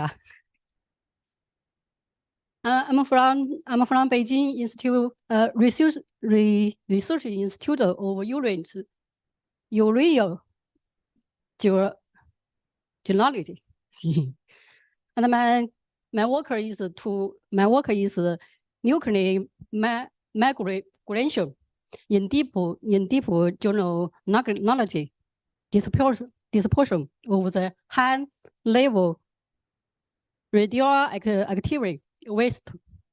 Soon we hope to enter the underground level to study the migration of the nucleus of Beishan URL. Welcome to our URL Beishan to work. Thank you. Thank you so much. So we have just 2 people. Yes, Farouk?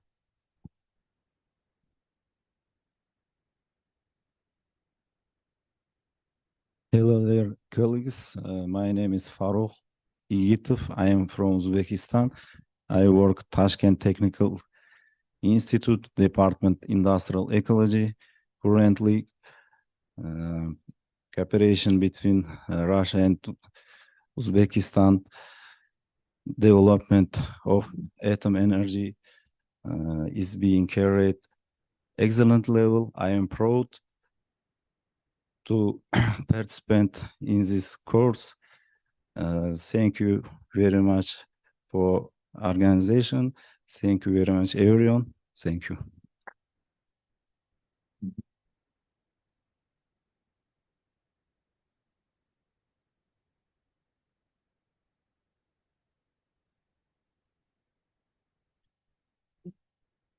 Good evening.